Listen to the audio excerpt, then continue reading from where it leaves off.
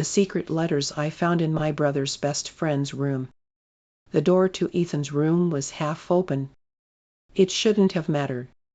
I'd been inside 100 times growing up, running in to steal snacks, borrowing chargers, teasing him while he played video games with my brother. Back then, he barely looked at me. Back then, I was just noise. But tonight felt different. The house was quiet, too quiet. My brother had left in a rush after dinner. Ethan had stayed behind to help him carry something to the car. I'd watched from the window as they argued softly about something I couldn't hear. Then Ethan came back inside. Alone. And he didn't look at me. Not once. He went straight upstairs. The silence after that was thick, uncomfortable. I told myself I was imagining things. I told myself I didn't care. But my body reacted anyway. When I walked past his door now, I slowed. The light inside was off. He wasn't there. My heart shouldn't have started beating faster. But it did. I don't know why I stepped in. Maybe because his scent still lingered in the air, clean soap, something darker underneath. Maybe because I'd felt his eyes on me all week and I needed proof I wasn't crazy. Or maybe because something had shifted between us. And I needed to understand it. The room was neat, too neat. His bed was perfectly made, desk organized, curtains half drawn. But something felt disturbed. Like tension had been left behind. I walked further in. My fingers brushed the back of his chair. The memory hit me without warning. 2 nights ago. Midnight. Kitchen lights low. I come down for water. He'd been standing by the counter. Shirt slightly unbuttoned. Hair messy. We both froze when we saw each other. And for a second, just a second, he didn't look at me like a little sister. He looked at me like something else. Something hungry. Something restrained. And then he stepped back. Too fast. Too controlled. Go back to bed, he'd said quietly. But his voice hadn't been steady. I swallowed. Why was I thinking about that now? I moved toward his desk. Nothing unusual.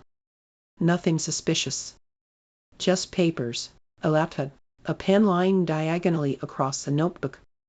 But the notebook was closed. And slightly out of place. Like it had been shoved there quickly. I shouldn't have noticed that. I shouldn't have cared. My hand hovered over it. And then I pulled it back. No, this wasn't snooping. This was stupid. I turned to leave. And that's when I saw it. His closet door. Barely open. Just enough to reveal a shadowed interior. My pulse ticked up again. What? It was just a closet. But the air felt heavier in here now. I walked toward it slowly. Each step deliberate. Careful. Like I was crossing a line I didn't fully understand yet. I pushed the door open. Inside, neatly hung shirts, jackets, shoes aligned beneath. And then, on the shelf above, a wooden box. Not hidden, but not displayed either. It didn't belong to the room's clean simplicity. It looked colder, personal, private. My breath slowed. This was it. This was the boundary. Whatever was inside that box didn't want to be seen. And that alone made my heart race. Because lately, I had this strange, unsettling feeling that Ethan had something he wasn't saying. That every time he looked at me, there were words behind his eyes. Words he swallowed. Words he forced down. And I wanted to know why. Footsteps echoed downstairs. The front door closed. My stomach dropped. He was back. I hadn't realized he left again. His voice floated faintly through the house. Hey? My pulse exploded. I stepped away from the closet instantly. Too late. The floorboard beneath me creaked. Silence downstairs. Then, his footsteps on the stairs. Slow, measured, coming closer. My heart hammered against my ribs. I looked around the room. I wasn't touching anything. I hadn't opened the box. I hadn't crossed the line. Not yet. The steps stopped outside the door. A buzz. A breath. Then his voice. Though too aware. What are you doing in my room? I turned slowly. He stood in the doorway, blocking the exit. Shadows cutting across his face. And the way he was looking at me. Wasn't casual. Wasn't friendly. Wasn't brotherly. It was guarded. Almost afraid. I forced a shrug. You left the door open. Me? His jaw tightened. That's not what I asked. The air between us thickened. Charged. My heart wouldn't slow down. Why does it matter? I asked softly. His eyes flicked briefly toward the closet. Then back to me. And that was the moment I knew. There was something in this room. Something he didn't want me to see. Something that involved me. His voice dropped lower. Get out. The words weren't harsh. They were strained. Like he was protecting something fragile. Or dangerous. I should have left. I should have walked past him. Pretended this never happened. But instead, I stepped closer. Just one step. Close enough to feel the heat radiating off him. What? I asked quietly. His breathing changed. Subtle, but noticeable. Because, he said carefully, you don't know what you're looking for. The way he said it. The way his eyes darkened. The way he didn't deny there was something to find. That was the moment everything shifted. The box on the shelf. The tension in his jaw. The midnight kitchen glances. The restraint. The distance. It all connected. And I knew. Whatever was in that wooden box was about to change everything. He didn't blink. He didn't step aside. He didn't even pretend he hadn't looked at the closet. That was his mistake. Because now she knew. You don't know what you're looking for, he had said. But the way his hand flexed at his side. The way his body angled slightly between her and the closet. He knew exactly what she might find. She tilted her head. Then tell me. Her voice was calm. Too calm. His throat moved as he swallowed. There's nothing in here for you. Not nothing in here. Nothing in here for you? Her pulse jumped. So there is something. Me? Silence pressed into the room. His jaw tightened. Get out, he said again. But softer. And that softness. It didn't feel angry. It felt scared. She stepped toward the closet. Not fast. Not dramatic. Just one step. And that's when he moved. Away. Control. He crossed the room in 2 strides and reached the closet before she did.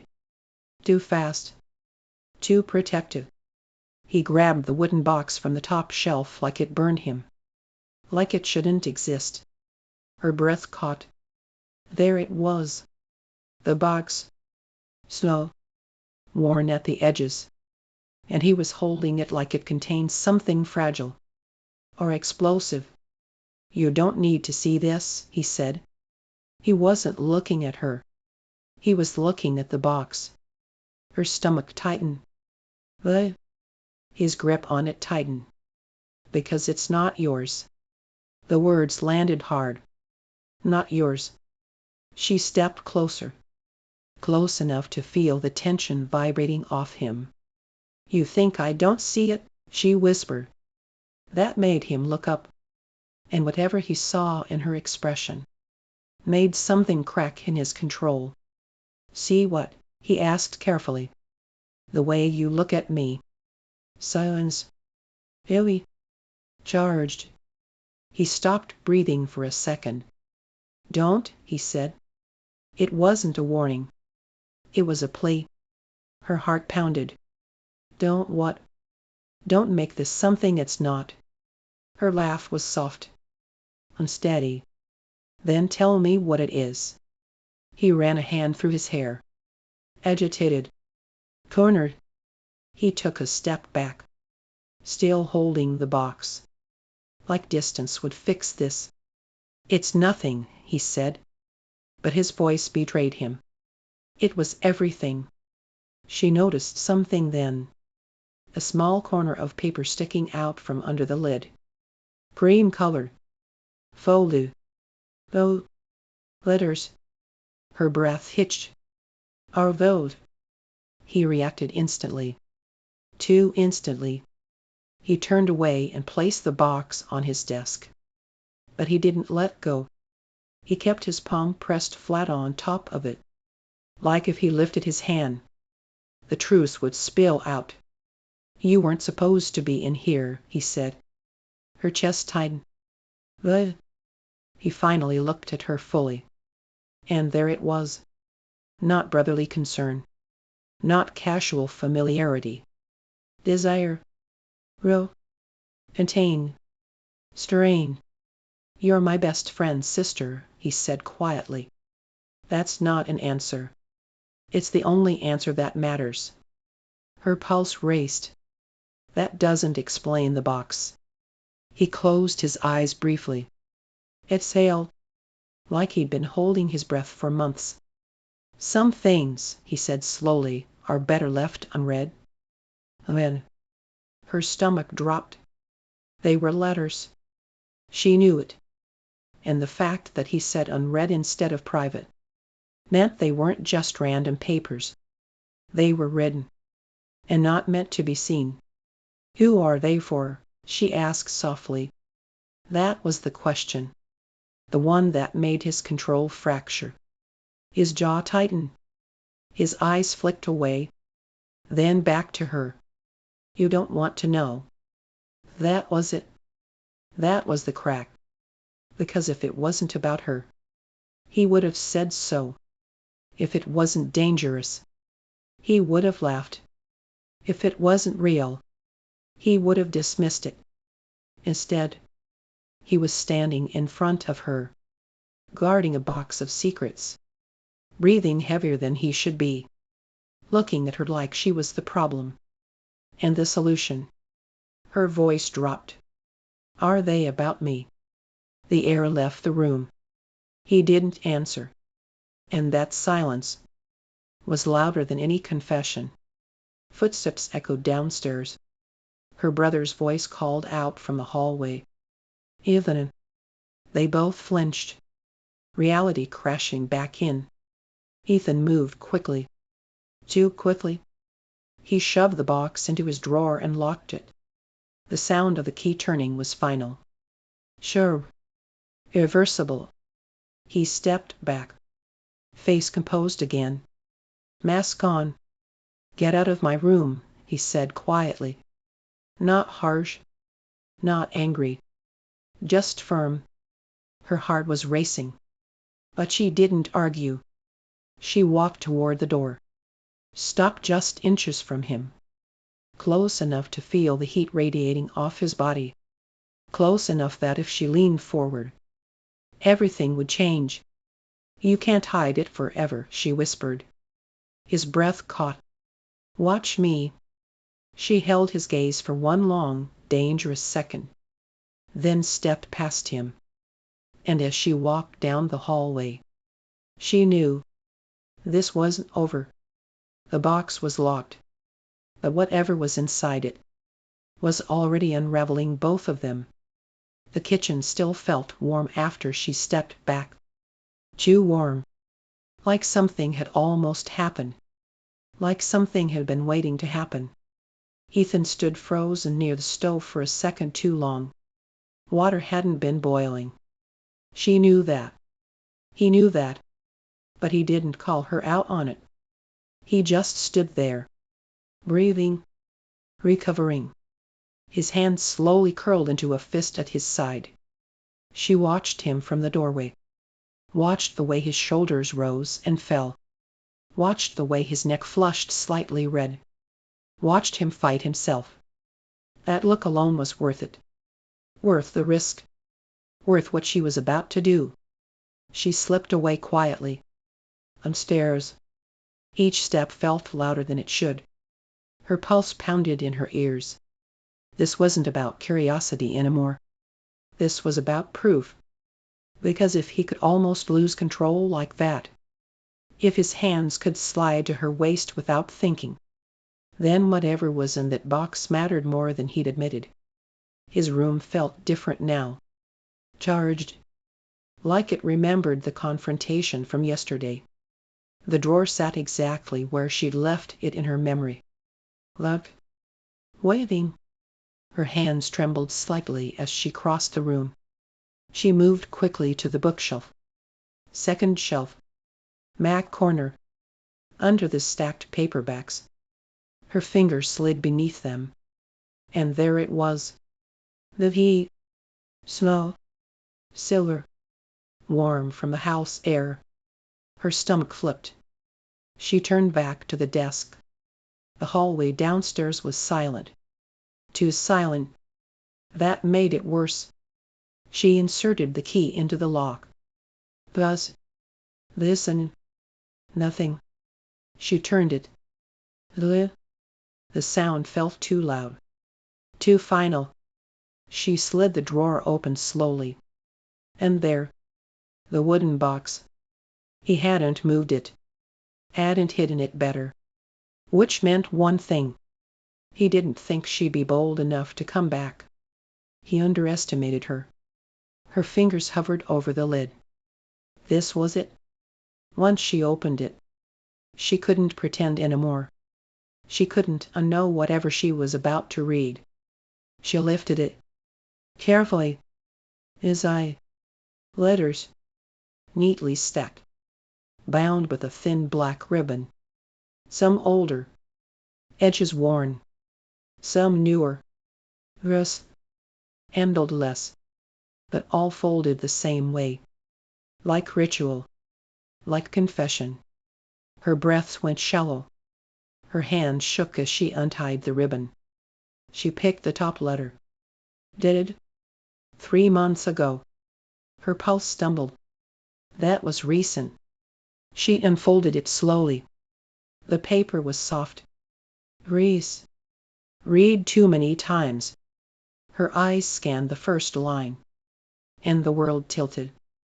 I shouldn't notice the way you stand barefoot in the kitchen at midnight. Her breath caught. She didn't move.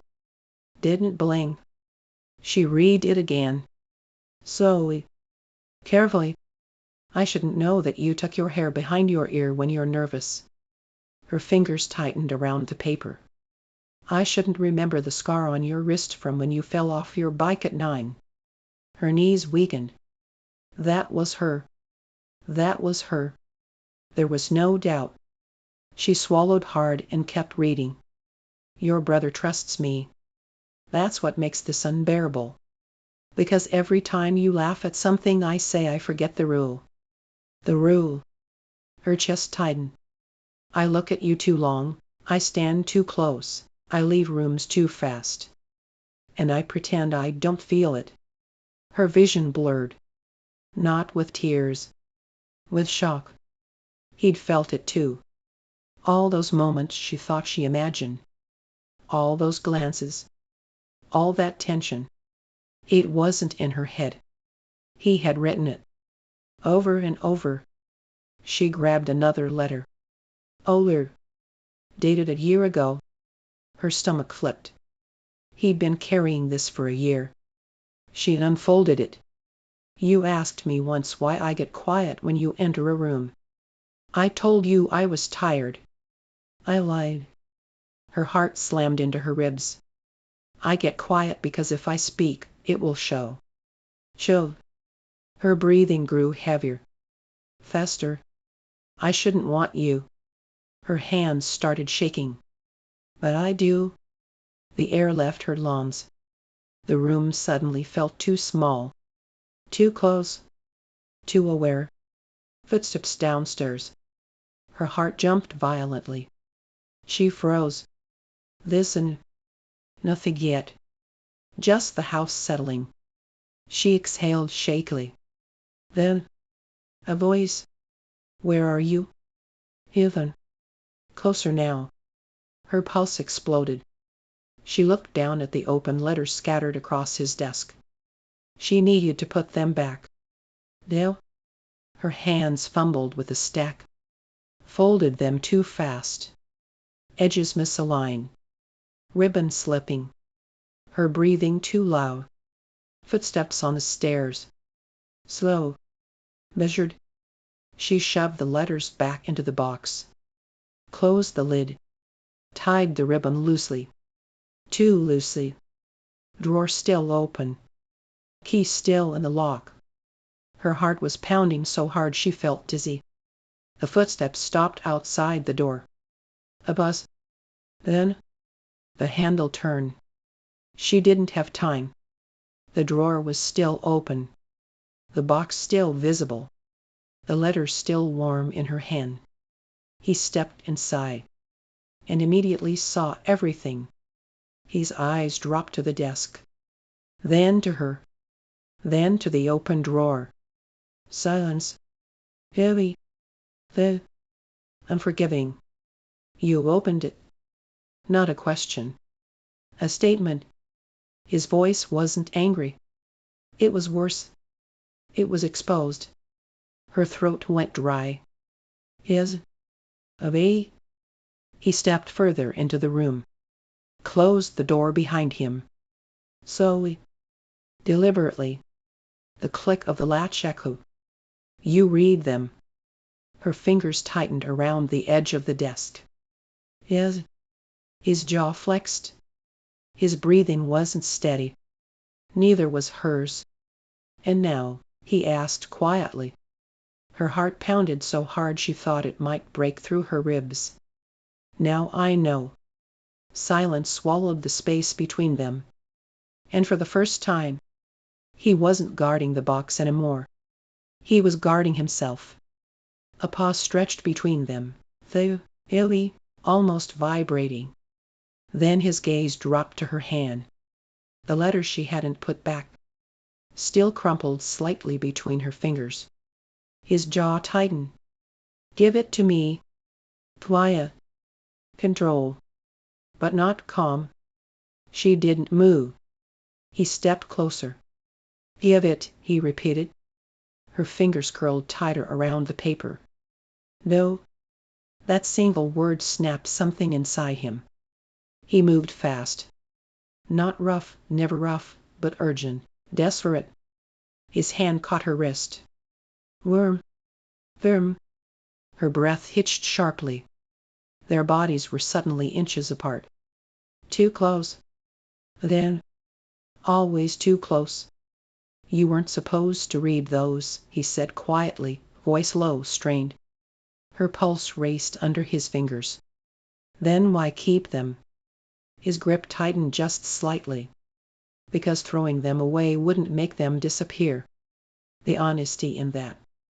It hit harder than anger would have. She tried to pull her hand back. He didn't let go. Not immediately. Their eyes locked. Heat moved between them, sharp, undeniable, dangerous. You don't understand what those mean, he said. Her voice barely existed. Then explain it. His gaze flicked to her lips. Then back to her eyes. His breathing changed. Slower, deeper, heavier. He was losing control again. And he knew it. He tried to take the letter from her hand. She instinctively stepped back. Her hip hit the desk. Now she had nowhere to go.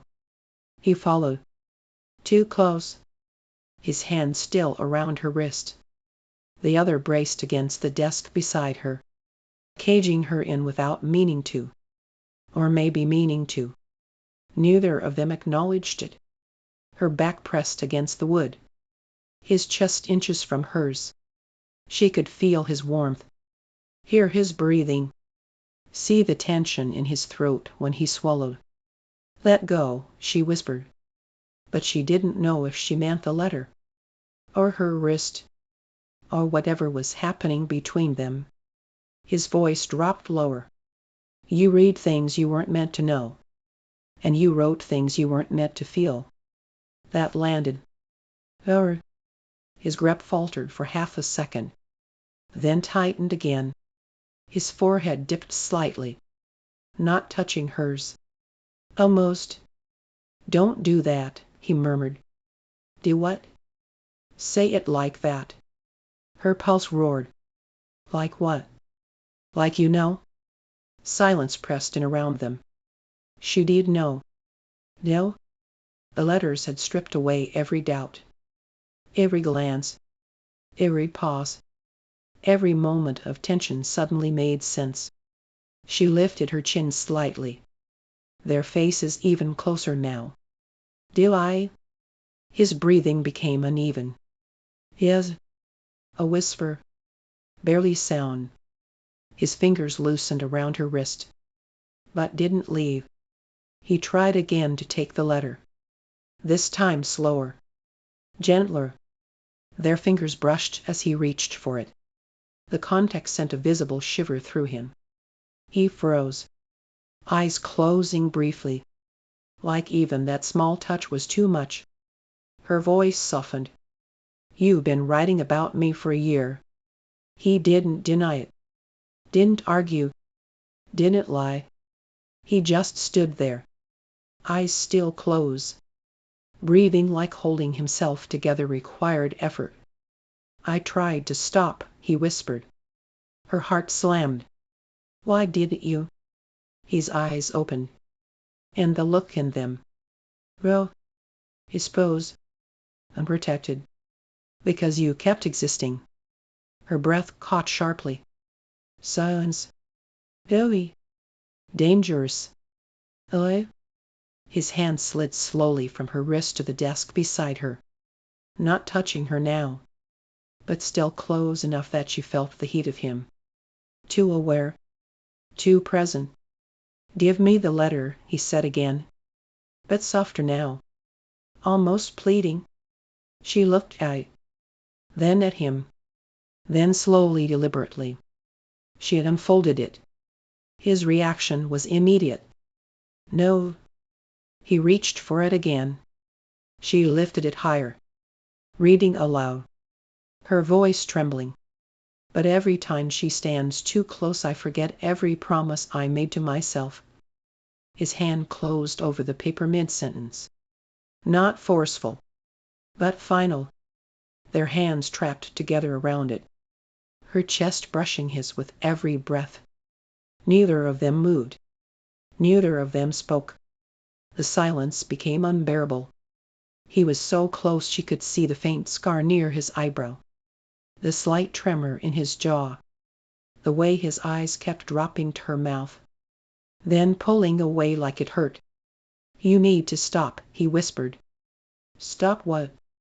"Standing like that." Her voice barely existed. "I'm not doing anything. That's the problem." The words came out rough, unfiltered. His control was unraveling thread by thread. His hand slid slightly, still holding the letter, but now his fingers brushed hers. Warmer, slower, intentional without meaning to be. Their breathing sank. Her chest rose. His followed. A suspended moment, balanced on something irreversible. Then, a sound downstairs. A door slamming. Her brother's voice echoing faintly through the house. Both of them jolted apart instantly, like reality snapped back into place. Ethan stepped back first, running a hand through his hair, breathing hard, the letter still in his hand now. He folded it once, twice, carefully, like handling something fragile or sacred. He placed it back in the box, closed the lid, locked the drawer, turned the key. So precise. Final. Then he looked at her again. And this time, there was no pretending, no distance, no denial, just quiet, strained truth. You shouldn't have read those. Her voice shook. You shouldn't have written them. Another silence. Then softly, I had no choice. She stepped closer again. Just slightly. Neither did I. Their eyes locked. Everything unresolved. Everything unfinished. Everything still waiting. The room felt different now. Quieter. Not because there was less tension, but because the pretending had stopped. Ethan's hand finally dropped from the drawer. Slowly. Like it took effort. Like letting go of that small piece of wood meant letting go of something larger. He didn't step away from her. He didn't close the distance either.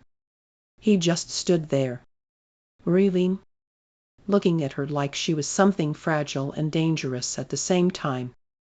Were you ever going to tell me? She asked again.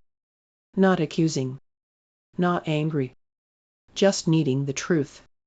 His eyes softened, not in affection, in resignation. No, the word didn't come from pride. It came from fear. Her chest tightened. Not even if it got worse. A faint flicker passed through his expression. It already was worse. She blinked. What do you mean? He ran a hand through his hair slowly. Not frustrated. Just exposed. I stopped writing about glances months ago. Her pulse ticked up. And started writing about. His jaw tightened. Control. Silence. What kind of control? His eyes held hers steadily now. The kind it takes to leave rooms before I stand too close. The kind it takes to not touch you when you brush past me. The kind it takes to pretend I don't notice when you look at me differently. Her breath caught. I do that. His gaze didn't waver. Is a long pause. Since when? She asked softly. He exhaled. Since you stopped looking at me like your brother's friend. Her stomach flipped. That was recent. Very recent. Which meant you noticed. His mouth curved faintly. A sad half smile. I notice everything about you. The air shifted again. Not playful. Not teasing. The Joey. She swallowed. Then why didn't you stop me? Stop you from what? Standing too close. His eyes dropped briefly to the space between them. Barely inches. Then back to her face. Because you don't stand close accidentally. Her heartbeat slammed harder. And you don't step back accidentally either. That landed.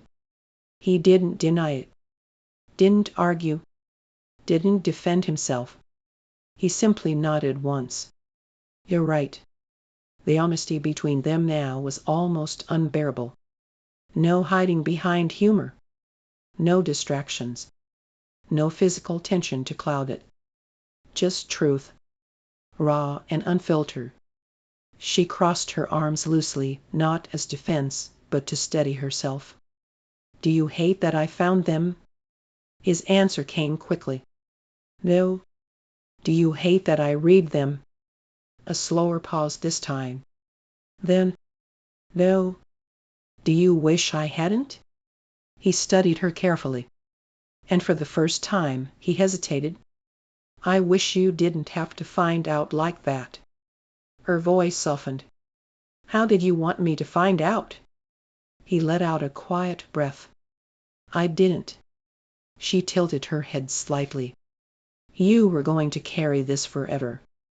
Yes. The certainty in that answer shook her. He would have. He would have lived in the same house. Sat at the same table. Looked at her every day. And never said a word. Never crossed a line. Never asked for more. just quietly loved her in ink. Her chest tightened painfully. That's not fair, she whispered. His brows drew together. What isn't? You deciding for both of us. He went still. Deciding what? That I wouldn't want the truth. His breathing shifted. Slower. Measured. That wasn't my decision to make. Then why make it? His voice dropped. Because if you didn't feel the same way, I would lose you entirely. That hit deeper than anything else he'd said. Not fear of her brother. Not fear of breaking rules.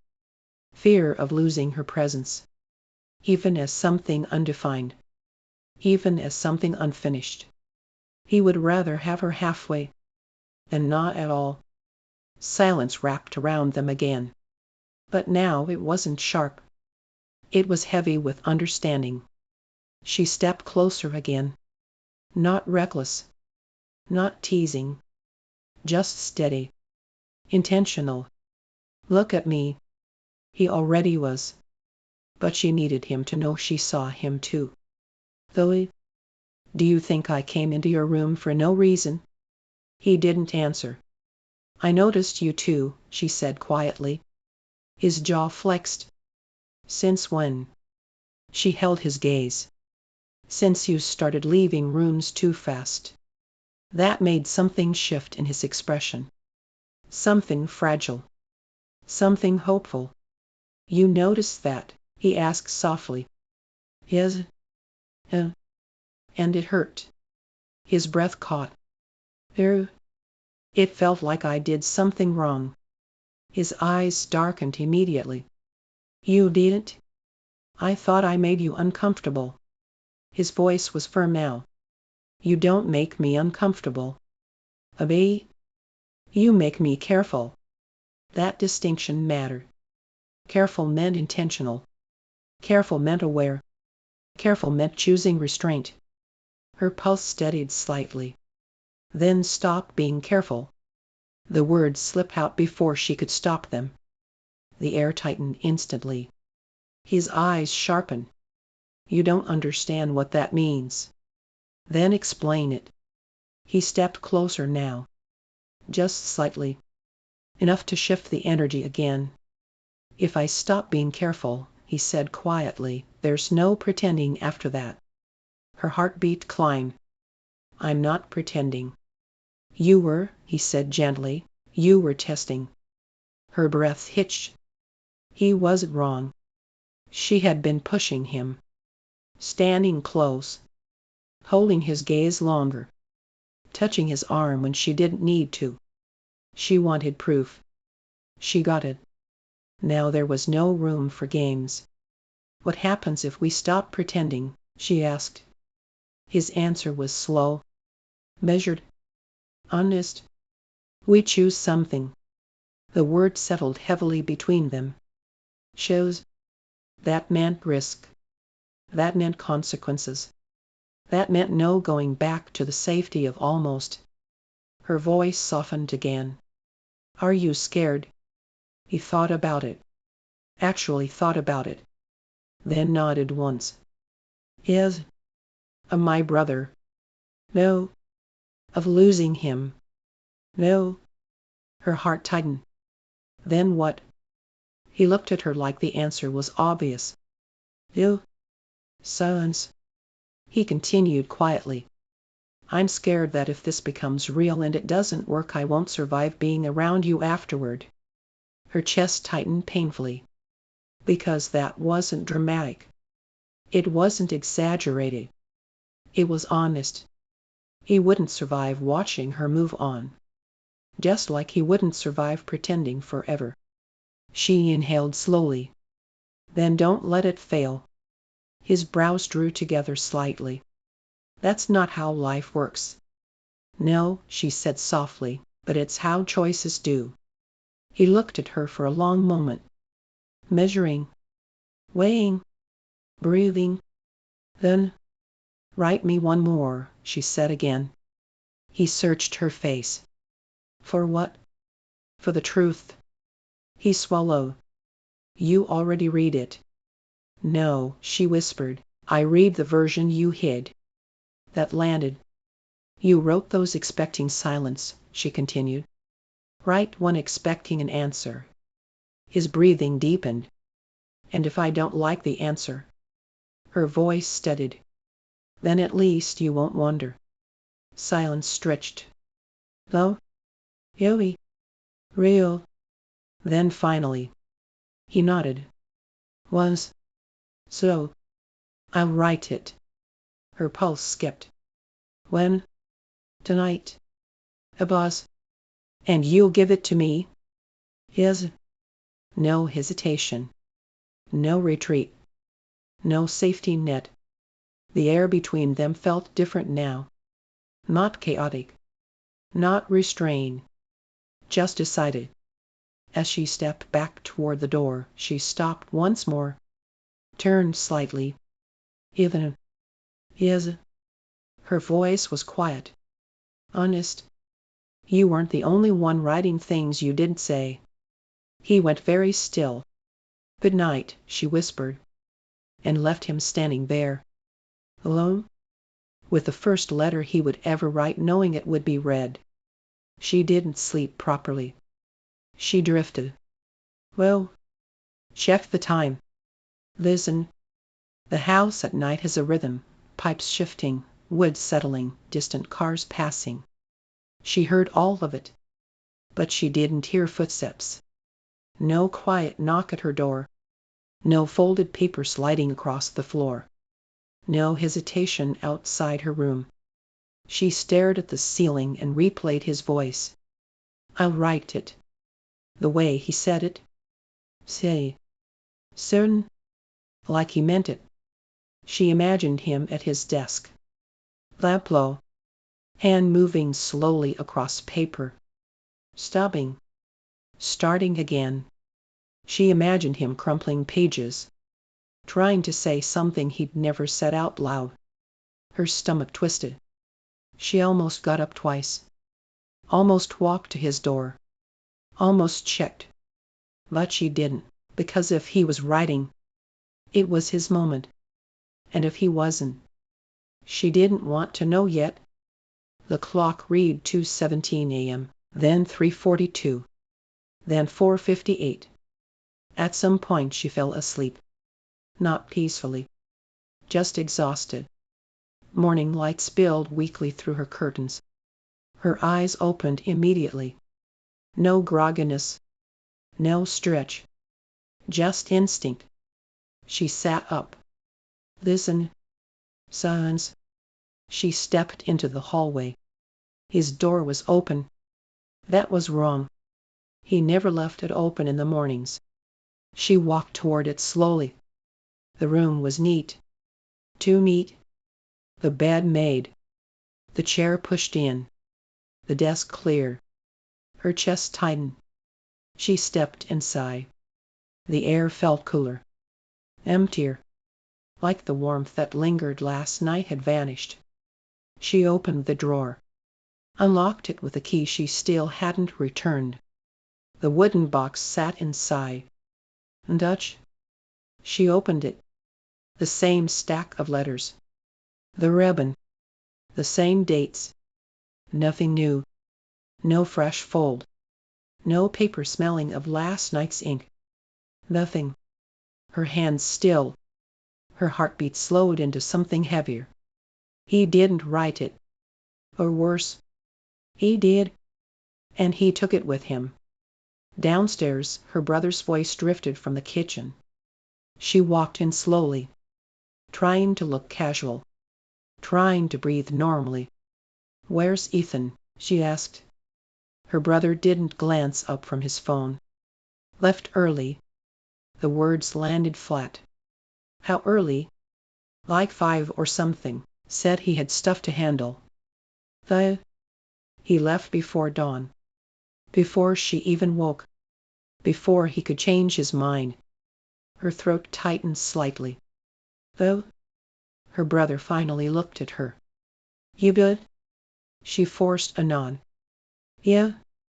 He shrugged. Went back to scrolling. She turned away before her face betrayed her.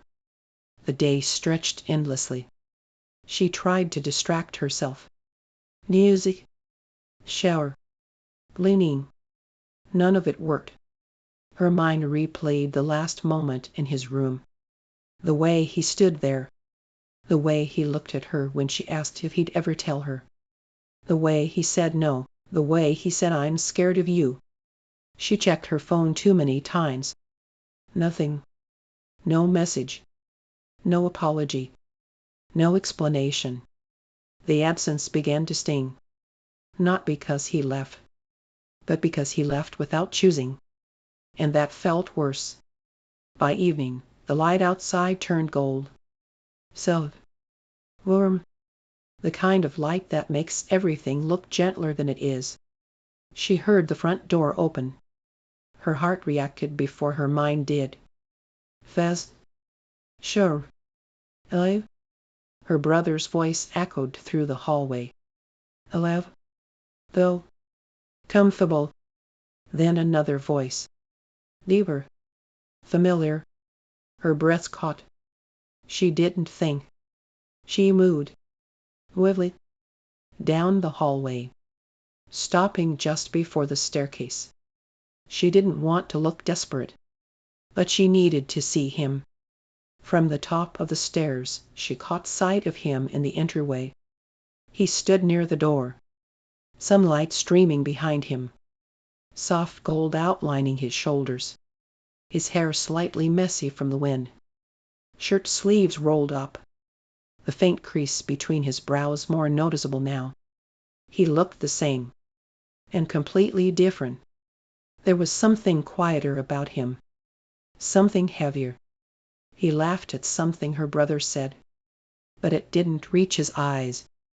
That's what struck her. His eyes. They searched the room unconsciously. Just once. And when they lifted, they found her. Across the distance. Across the staircase. Across the silence of the entire day. And in that moment, everything slowed. He didn't smile. Didn't wave. Didn't speak. But his expression changed. Subtle. Barely visible. Relief. Then regret. Then something that looked like sadness. It softened his face. Made him look almost breakable.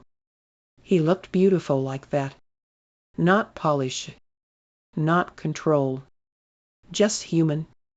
Like the weight he'd been carrying all year had shifted slightly. But hadn't disappeared. Her heart tightened painfully. He looked like someone who had decided something. And wasn't sure if it was the right decision. Her brother kept talking. Unaware. Ethan answered automatically. But his eyes drifted back to her. Just once more. Lingering. Apologetic. And then he looked away. That hurt. More than the leaving. More than the silence. Because it meant he was still choosing restraint. Still choosing control. Still standing on the edge. Later that night, she couldn't take it anymore. She knocked on his door. Didn't wait for permission. Stepped inside. He was sitting on his bed this time. Not at the desk.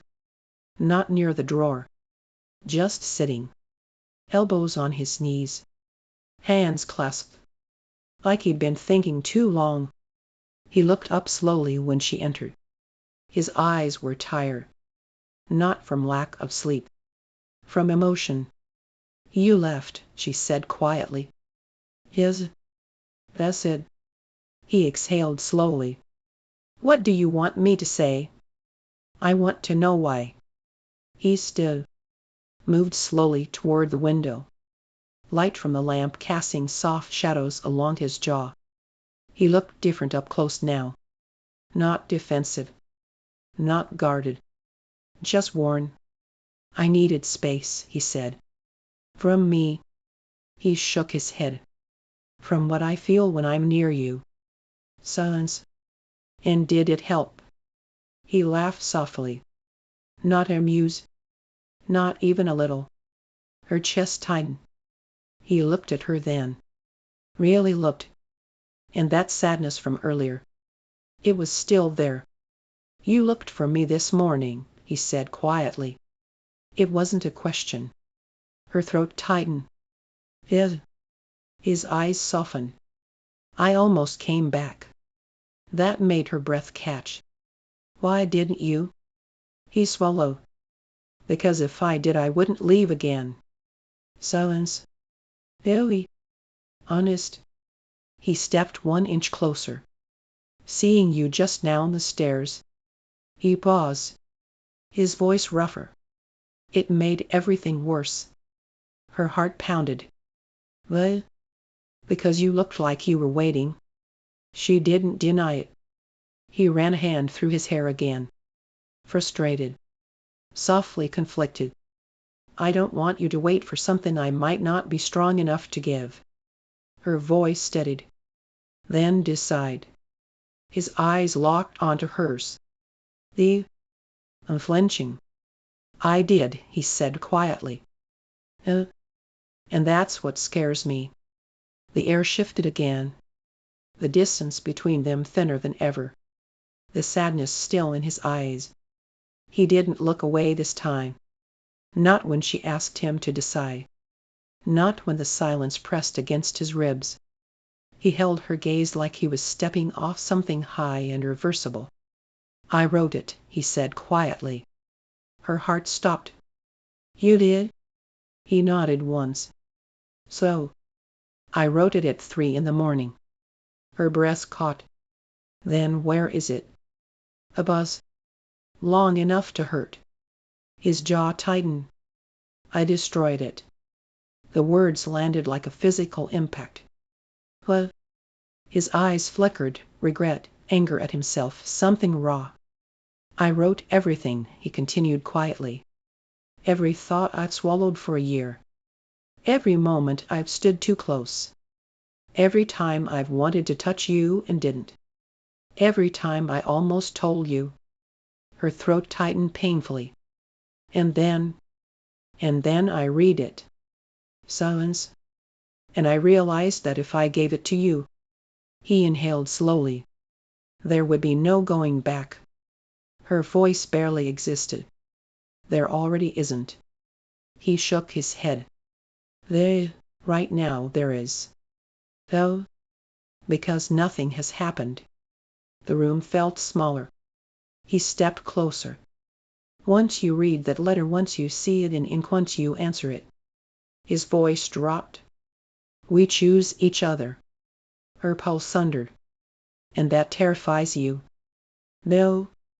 His eyes darkened. What terrifies me is what happens after. Silence. The air thick. Hello? She searched his face. You burned it. He nodded. In the sink. Her stomach twisted. You watched it burn. What? His voice was raw now. Because I needed to know if I could. And could you? He didn't answer immediately. That was her answer. No, he said finally. Her chest tightened. Because while it was burning. He swallowed. I was already rewriting it in my head. That cracked something open inside her. He stepped closer. Too close again. Not touching.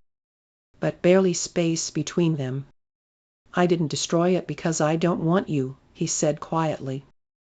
I destroyed it because I want you too much. Her breath came shallow. You don't get to erase it. His eyes softened. I know. Silence. Very fragile. Tell me what it said, she whispered. He closed his eyes briefly.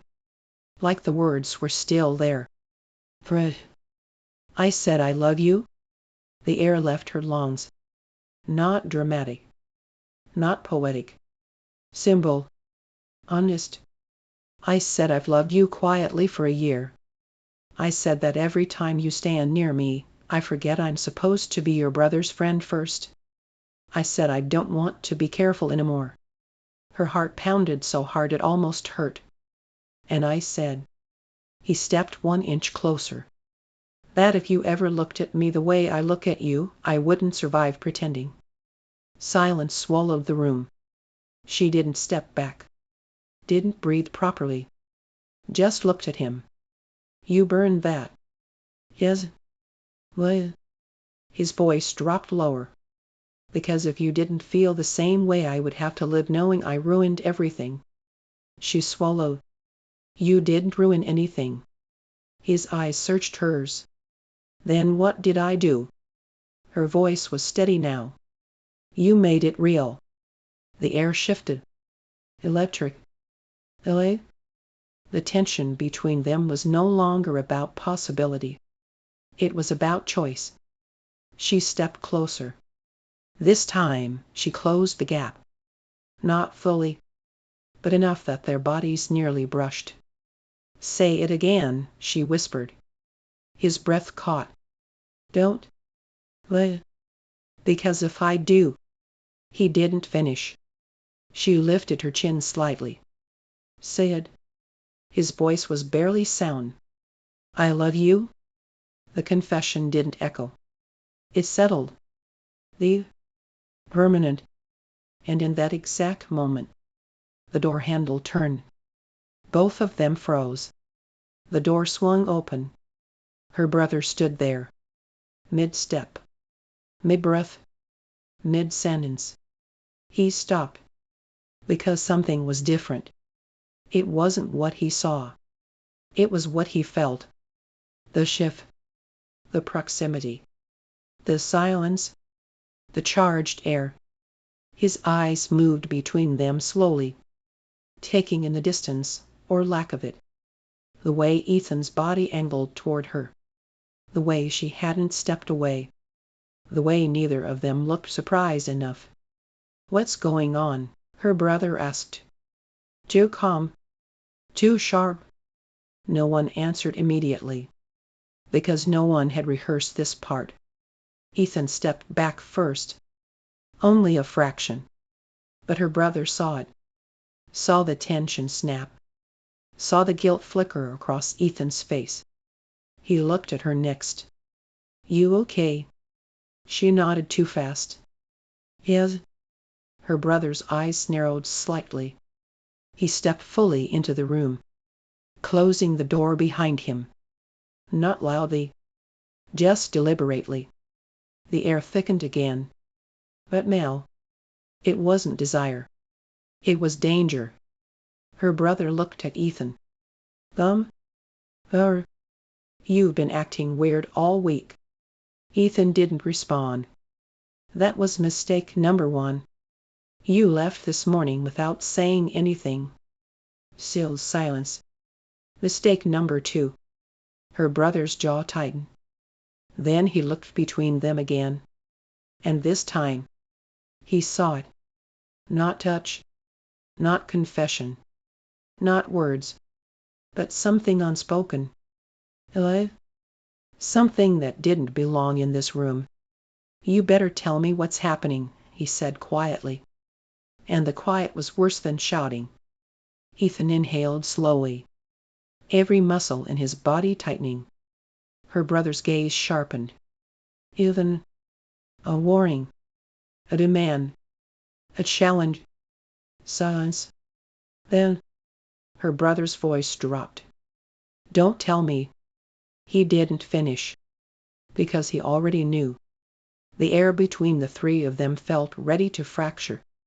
And for the first time, this wasn't about letters. It wasn't about hiding.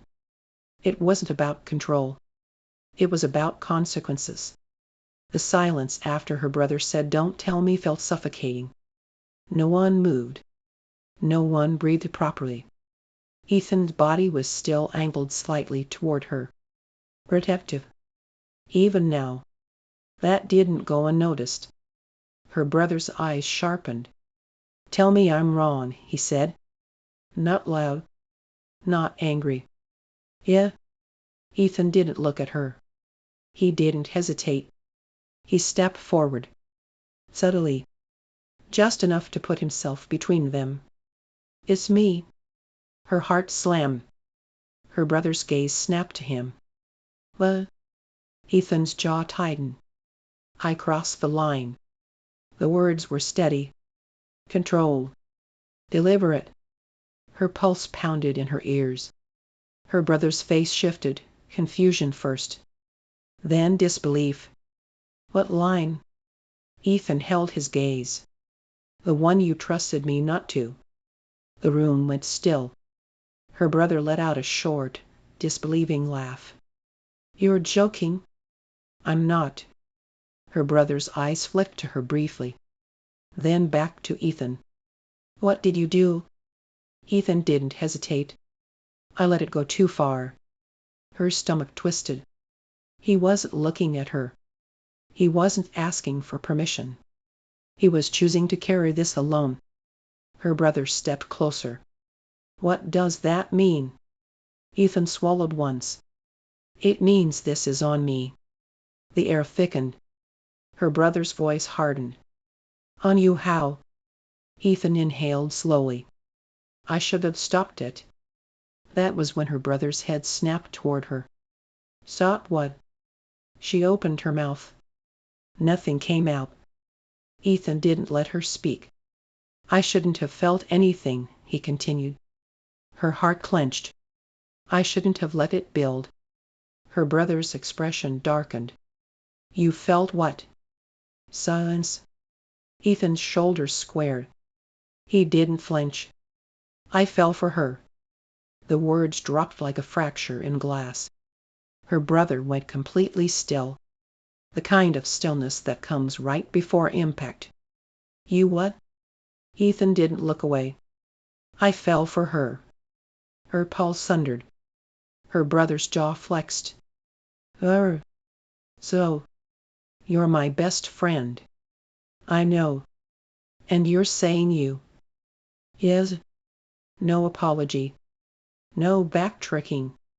Just truth. Her brother's hands curled into fists at his sides. "You're saying you've been looking at my sister like that?" Ethan's voice was calm. "Yes." "And you think that's okay?" "No." Silence. Her brother took another step forward. Close enough now that tension sparked between them. "When?" he demanded. "When did this start?" Ethan's voice slower. "A while ago." "How long?" "A year." Her brother's eyes widened slightly. "A year?" "Yes." "And you didn't think to tell me?" "No." Her brother laughed again. But there was no humor in it. "You've been in my house." "Yes." "You've been sitting at my table." "Yes." "You've been around her." "Yes." "And you're just now telling me this." Ethan's gaze didn't waver. "I was never going to." That hit harder. Her brother stepped even closer. "So what changed?" Ethan's jaw tightened slightly. "She found out." Her brother looked between them again. Slowly, carefully. "Found out what?" Ethan hesitated for the first time, but only for a second. "I wrote about her." Silence. Her brother's voice dropped. "You wrote about her?" "His." "Like what?" Ethan swallowed. Like someone who didn't know how to stop. The room felt unstable. Like it could tilt any second. Her brother's eyes burned into him. "You betrayed me." Ethan didn't argue. "Yes." "You lied to me." "Yes." "You stayed in my house knowing you wanted her." "Yes." Each answer steady, unflinching. Her brother's voice rose. "And you think standing there and taking the blame fixes that?" "No." "Then what do you think this does?" Ethan's voice lower. "It keeps her out of it." Her heart slammed painfully. Her brother's eyes shifted to her again. "Out of what?" Ethan stepped slightly in front of her. "Shielding. Don't involve her." Her brother's eyes darkened. "She's involved." "No," Ethan said firmly. "I made it happen." That was a lie. but he carried it anyway. Her brother's voice turned dangerous. She didn't feel anything. Ethan answered immediately. No. Her breath caught sharply. He didn't look at her. Didn't break. Didn't falter. Her brother's eyes narrowed. You're saying this was one-sided? His? Her heart twisted. He was protecting her. By erasing her. Her brother stepped forward abruptly, grabbing Ethan by the collar. The movement was fast. Violent and controlled. You think I'm stupid, he snapped. Ethan didn't fight back. Didn't push him away. Didn't defend himself. He just stood there. You think I didn't see something? Ethan remained still. I don't care what you saw, he said quietly. This is on me. Her brother shoved him back. Ethan stumbled but didn't retaliate. Her chest tightened painfully. Stop, she whispered. Neither of them heard her. You're out, her brother said. Voice cold now. Final. You don't come back here. Ethan straightened slowly, breathing steady. Okay. That made her heart drop. Her brother blinked. You're not even going to argue? No. After everything. I did it. Her brother stared at him, waiting for resistance. For a pride. For anger. Ethan gave none of it. Just quiet acceptance. Her brother shook his head slowly. I trusted you. Ethan's voice softened. I know. And you still did it. Yes. Silence. Heavy. Then her brother turned away, walked toward the door, opened it. Get your stuff, he said.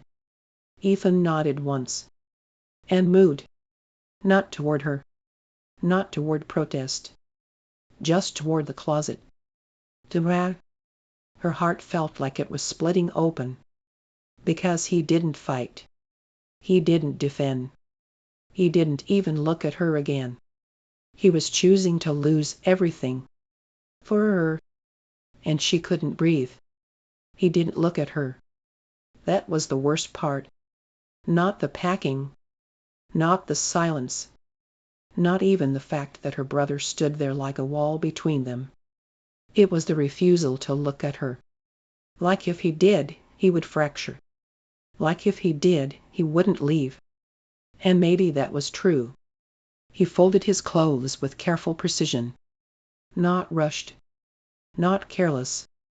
Every movement deliberate. Measured. As if slowing down could stretch the inevitable. Her brother stood in the doorway, arms crossed. Watching. Darting. Making sure this ended cleanly. Like cutting something out before it infected everything else. You have 10 minutes. The words felt final. Ethan nodded. Was. Still no glance in her direction.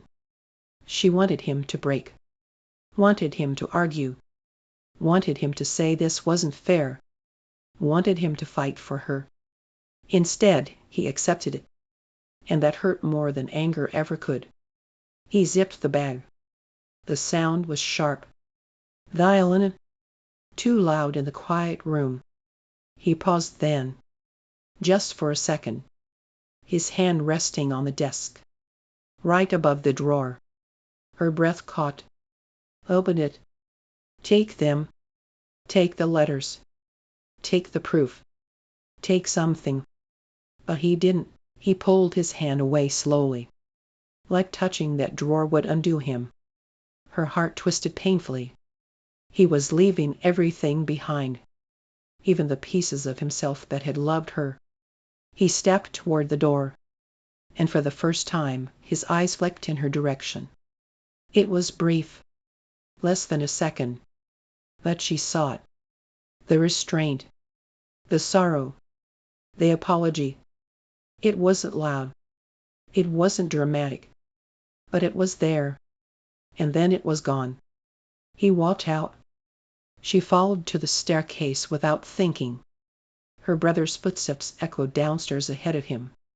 Firm, decisive. Like this was something necessary. Like this was protection. But she felt like something had been ripped out instead. Ethan reached the front door. Sunlight poured in around him. Golden, warm, cruel. He looked beautiful in that light. Painfully so. The sharp line of his jaw. The tired heaviness in his eyes. The way his shoulders held tension like armor. He looked like someone who had already grieved, already accepted, already chosen sacrifice. Her brother opened the door.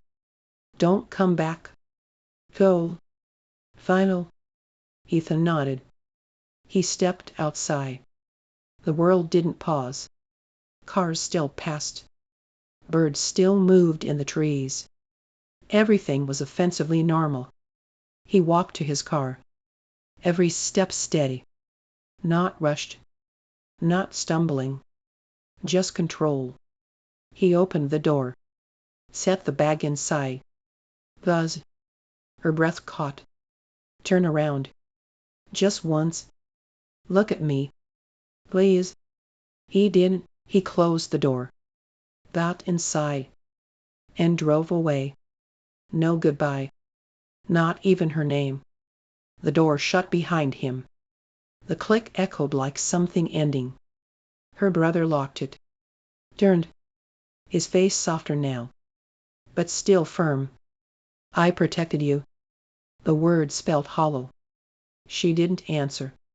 She couldn't, because protection didn't feel like this. Protection didn't leave bruises on your chest. Protection didn't hollow out the air. She walked past him. Upstairs. The house felt different already. Too quiet. Too empty. Too big. She entered his room slowly. Like she expected him to still be there. Like she expected to find him sitting on the bed. Waiting. He wasn't. The bed was made. The desk clean. The air still faintly warm. She went straight to the drawer. Unlocked it. Her hands trembled. She lifted the wooden box. Opened it. The letters sat there. Silent. Unburned. Unfinished. She pulled one out. Then another. Then another. Paper against paper. Proof against proof. Her hands shook as she read. He had loved her in ink. In careful sentences. In restrained confessions. In the quiet spaces where he never spoke. And now. He was gone. Her phone buzzed. The vibration startled her. Her heart jumped violently. She stared at the screen. A known number. She knew. She answered. Hello? Silence. Then breathing. His. Her chest tightened so hard it hurt. You didn't say goodbye, she whispered. A long pause. Then his voice. Well, though. I couldn't. The sound of him felt like a hand pressing against a bruise. If I looked at you again, he said quietly, I wouldn't have left. Her throat burned. You weren't supposed to leave. Another silence. I had to. No, she said, her voice breaking. You chose to. He inhaled slowly. Yes. The honesty hurt. You're supposed to fight for what you love. I did. His voice didn't rise. Didn't waver. For a year. That landed heavy. He had fought quietly. In letters. In restraint. In leaving rooms. In stepping back. In burning the confession. I didn't ask you to go, she said. I know. Then why? His voice softened. Because staying would have made you choose between me and him. Her breath caught. And leaving doesn't. Silence. He didn't have an answer. I love you, he said again. No hesitation this time. No fear. Just truth. And I won't be the reason you lose your brother. Tears blurred her vision. You're already the reason I lost you. The line went quiet. Louis. Like he was absorbing that. I'm not gone, he said finally. But I can't come back there. The word there sounded foreign. Like that house no longer belonged to him. Where are you? She whispered. Louis. That hurt more than a location ever could. She pressed her palm against the letter in her hand. You burned the new one. Yes. But you didn't burn the old ones. No. What? His voice softened. Because they're the only proof I didn't imagine it. Her chest cracked. I didn't imagine it either. Silence. Breathing. Distance. I'll call you, he said. Not a promise. Not certainty. Just possibility. The line went dead. She stared at the screen long after. The room felt colder now. Like something essential had been removed from it. She lay back on his bed. Letters scattered across her chest. Ceiling above her unfamiliar. And for the first time, she understood something painfully clear. He hadn't left because he didn't love her. He left because he loved her too much. And sometimes, love doesn't stay. It sacrifices. It steps back. It disappears so you don't have to. But that didn't make it hurt less. It made it worse. Because now she knew. The silence between them wasn't empty. It was full.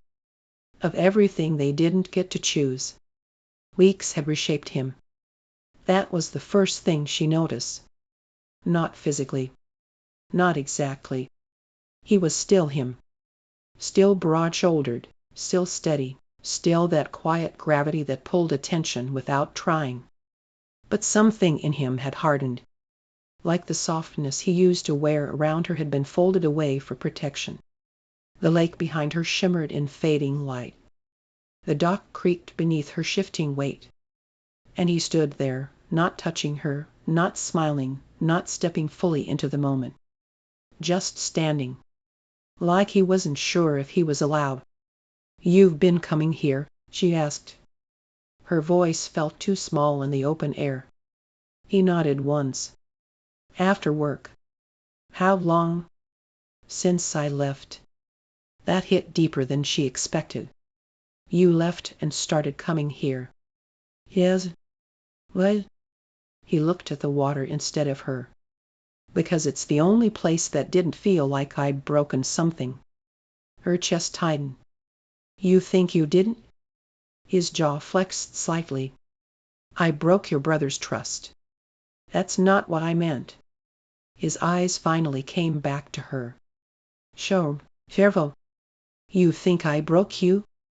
The wind caught her hair and pushed it across her face. She didn't move it. Didn't answer.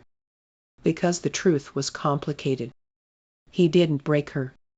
He opened something. And then left it open. Which might have been worse. You look tired, he said quietly. She almost laughed. You look like you haven't been sleeping either. He gave a faint exhale. Sleep's been inconsistent. Because of me. A long pause. Yes. He didn't soften it. Didn't deflect. The honesty settled into her like something heavy and undeniable. Why are you here today? He asked. She hesitated. I needed space. From him. Yes. From me. Another pause. Yes. The word surprised them both. He nodded slowly. That's fair. Silence wrapped around them again. Not hostile. Just full. There was so much between them now that even breathing felt intentional. You look different, she said softly. He lifted a brow slightly. Different how? Like you've already said goodbye. That made something flicker in his eyes. I did. To what? He didn't answer immediately. He looked at her like he was weighing whether to say it. To the version of us that never existed, he said finally. Her breath caught. What does that mean? It means I stopped imagining what would happen if you chose me. The words were clean. Farewell. But they cut. You stopped. Is. Her pulse stuttered. And what replaced it? Reality? Silence? What's that look like? She asked. He stepped slightly closer. The dock shifted under their weight. It looks like distance. That hurt more than the leaving. Because distance meant intention. I didn't ask for distance, she said quietly. No, he agreed. You asked for courage. Her throat tightened. And you think this isn't it? He looked at her then. Really looked. You want me to come back. It wasn't a question. Is. And do what? Her chest rose with a steady breath. Stop pretending. And when your brother slams the door in my face again, then we don't meet at doors. The wind moved between them. His eyes darkened slightly. You go against him. I'm not against him. You are if you choose me. The weight of that settled hard. The triangle was still there. Still unavoidable. He stepped even closer now. Not touching, but close enough that the air felt thinner. You don't get to pretend this is simple, he said quietly. I'm not. You're asking me to risk everything. I'm asking you to stop sacrificing things I didn't ask you to. His breathing deepened slightly. The words hit. He looked away for a second. Toward the water. Toward something steady. You think I didn't try to stay away? He asked. She didn't answer. I deleted your number. Her heart jumped. What? I blocked it. Silence. I memorized it before I did. Her breath caught. He let out a quiet, humorless breath. I drove past your house twice last week. The confession settled into the air like something fragile. I didn't stop. Why not? Because I knew if I saw you I'd undo everything. Everything. Everything he had done to hold himself together. You don't get to decide what I can handle, she whispered. His gaze snapped back to her. You think this is about what you can handle? Isn't it? No. His voice lower. It's about what I can. The dock creaked again as he stepped closer. Now barely a breath between them. Close enough to feel warmth. Close enough to hear the change in his breathing. If I step back into this, he said quietly, I won't do it halfway. Her pulse thundered. Then don't. He searched her face, looking for hesitation. Fear. Regret. He didn't find it. Your brother will hate me. He already does. And if he stops talking to you? The question landed harder than she expected. She didn't answer immediately. Because that wasn't hypothetical. That was real. That's my decision, she said finally. He swallowed slowly. You don't look scared. Well, what? Are you leaving again? Silence. The wind moved between them.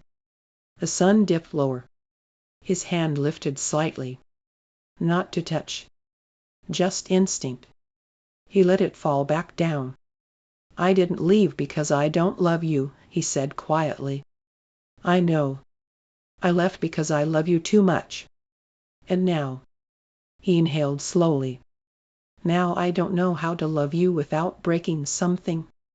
Her voice softened. Then break it. His eyes darkened. Don't say that like it's easy. It's not. Then why are you standing here like you're ready for war? She stepped even closer. So close that if either of them moved a fraction, they'd touch.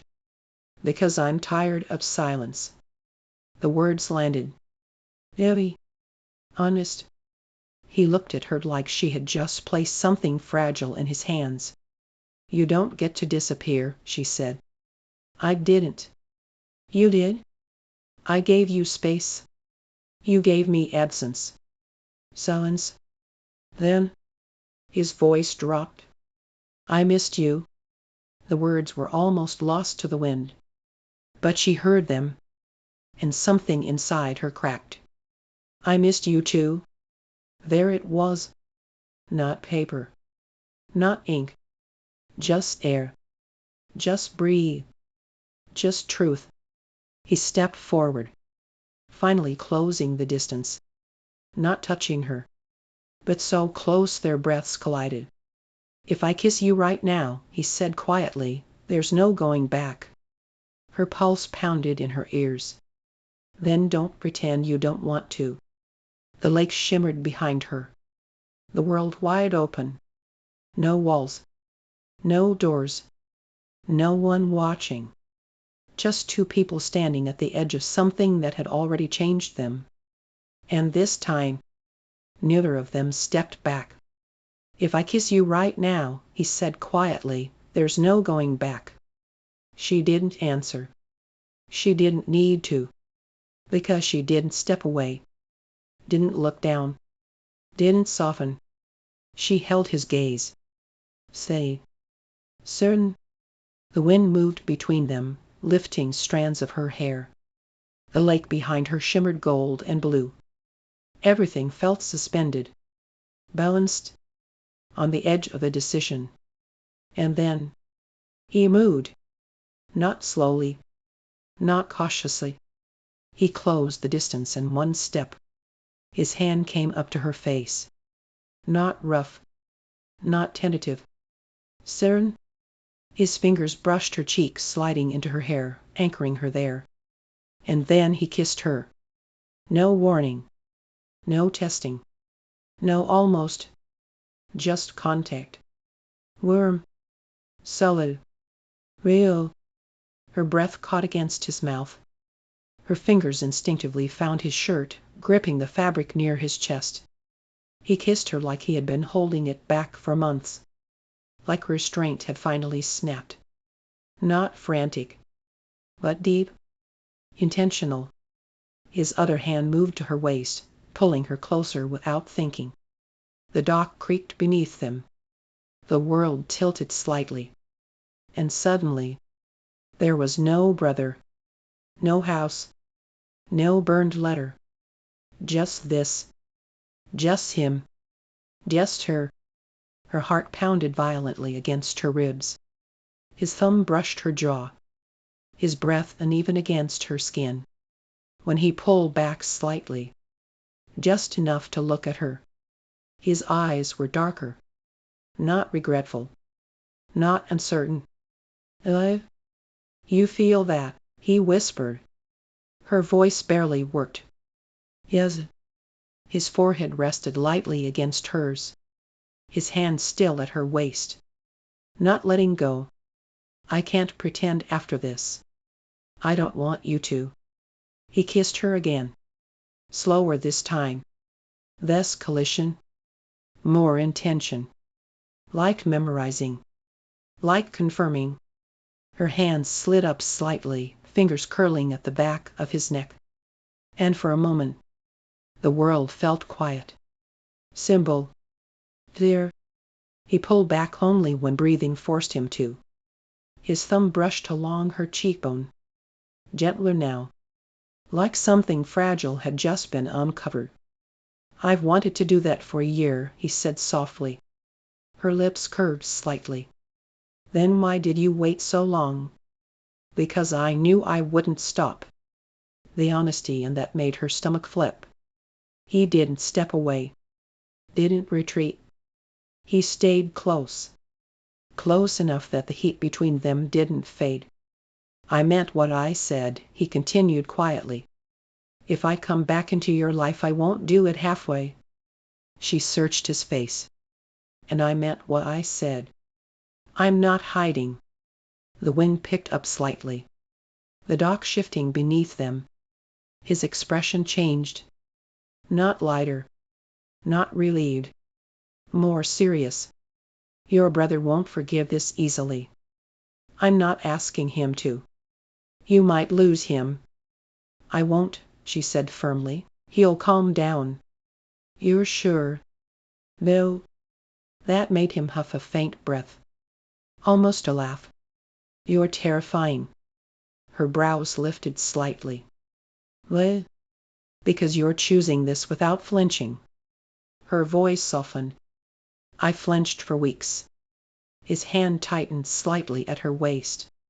I don't want you caught in the middle. I already am. Silence. Not awkward.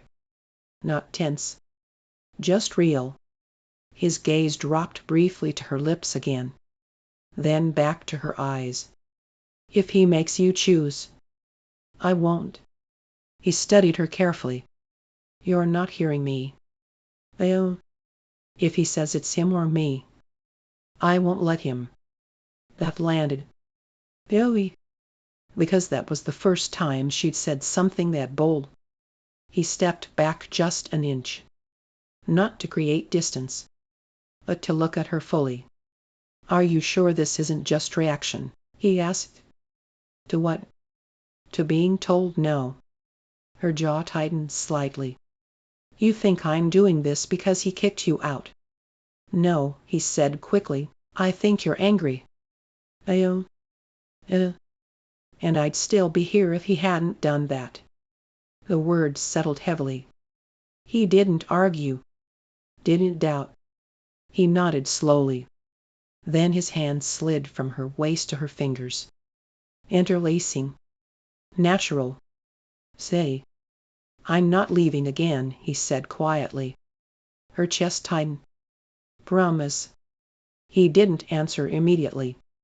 Instead, he squeezed her hand and said, I'm staying. Not dramatic. Not loud. But certain. The sun dipped lower. The sky deepening. The world continuing. But something had shifted permanently.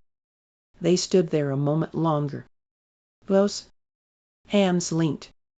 The tension now replaced by something steadier. Still dangerous. Still fragile. But chosen. He brushed his thumb lightly over her knuckles. We should go, he said. Yes. But neither of them moved. Because going meant facing it. Facing the house. Facing her brother. Facing consequences. He leaned down one last time. Not urgent. Not desperate. Just sure. And kissed her again. When he pulled back this time, he didn't step away. His hand stayed threaded through hers. Warm. Solid. Real. The lake had grown darker now. Shadows stretching across the water. The world slipping toward evening. And with it, the safety of distance. He looked at her differently now. Not conflicted. Not restrained. Decided. You know what happens when we go back, he said quietly. Her pulse slowed. Yes. He won't accept it. I know. And he won't stay calm. I know. Silence. The dock creaked softly under their weight. The wind colder now. More serious. His thumb traced a slow line over her knuckles. Not absent-minded. Intentional.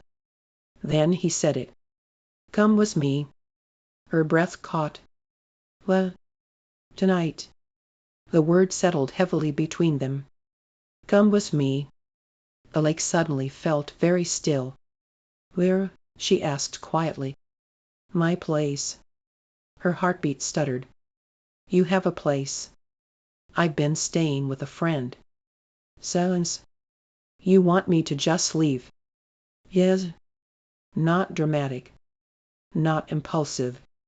Soon. She stared at him, trying to measure the weight of what he was asking. He stepped closer, still holding her hand. I don't want you walking back into that house alone after this. It's my house. I know. And it's his. That was the truth.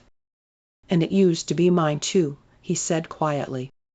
The pain in that was subtle, but real. You're asking me to choose, she said. No. His jaw tightened. I'm asking you to stand beside me. That's a choice. Silence stretched. The night deepened. He searched her face carefully. If you walk back in there tonight, he continued softly, he'll see it. See what? That something's different. Her pulse rose. It is different. His. And when he asks, she swallowed. He'll make it a fight. And you don't want that. I don't want you caught in it. Her chest tightened. You can't protect me from everything. I'm not trying to. Then what are you doing? He exhaled slowly. I'm choosing you. The simplicity of it hit hard. Come with me, he repeated. No pretending, no hiding. And tomorrow, we deal with it. That's not a plan. No, he agreed, it's a decision. She pulled her hand free gently. Not rejecting. Just grounding herself. You think running fixes this. I'm not running. You are. He shook his head. I left before because I thought it was the right thing. And now I know it wasn't. Silence. Her heart pounded. If you come with me tonight, he said, you're not choosing me over him. She lifted a brow slightly. Then what am I choosing? The word hung between them. Fragile. Powerful. She looked back at the house in her mind. Her brother's face. His anger. His protection. Then she looked at Ethan. The steadiness in his eyes. The certainty. The vulnerability he wasn't hiding anymore. Are you sure? She asked quietly. His answer came instantly. Yes. No hesitation. No fear. Just truth. If I stay tonight, she said slowly, he'll think I picked you. And if you don't, he'll think I didn't. And what will you think? That question hit harder than all the rest. She hesitated, because this wasn't about her brother. It wasn't about defiance. It wasn't about rebellion. It was about what she would regret. He stepped closer again. Not overwhelming. Just enough to lower his voice. I don't want to wake up tomorrow wondering if I should have asked. Her pulse quickened. And I don't want to wake up tomorrow wondering if I should have said yes. The air between them thickened. This wasn't about heat anymore. It was about consequence. He brushed his thumb lightly against her wrist. Come with me, he said one last time. Not urgent. Not pleading.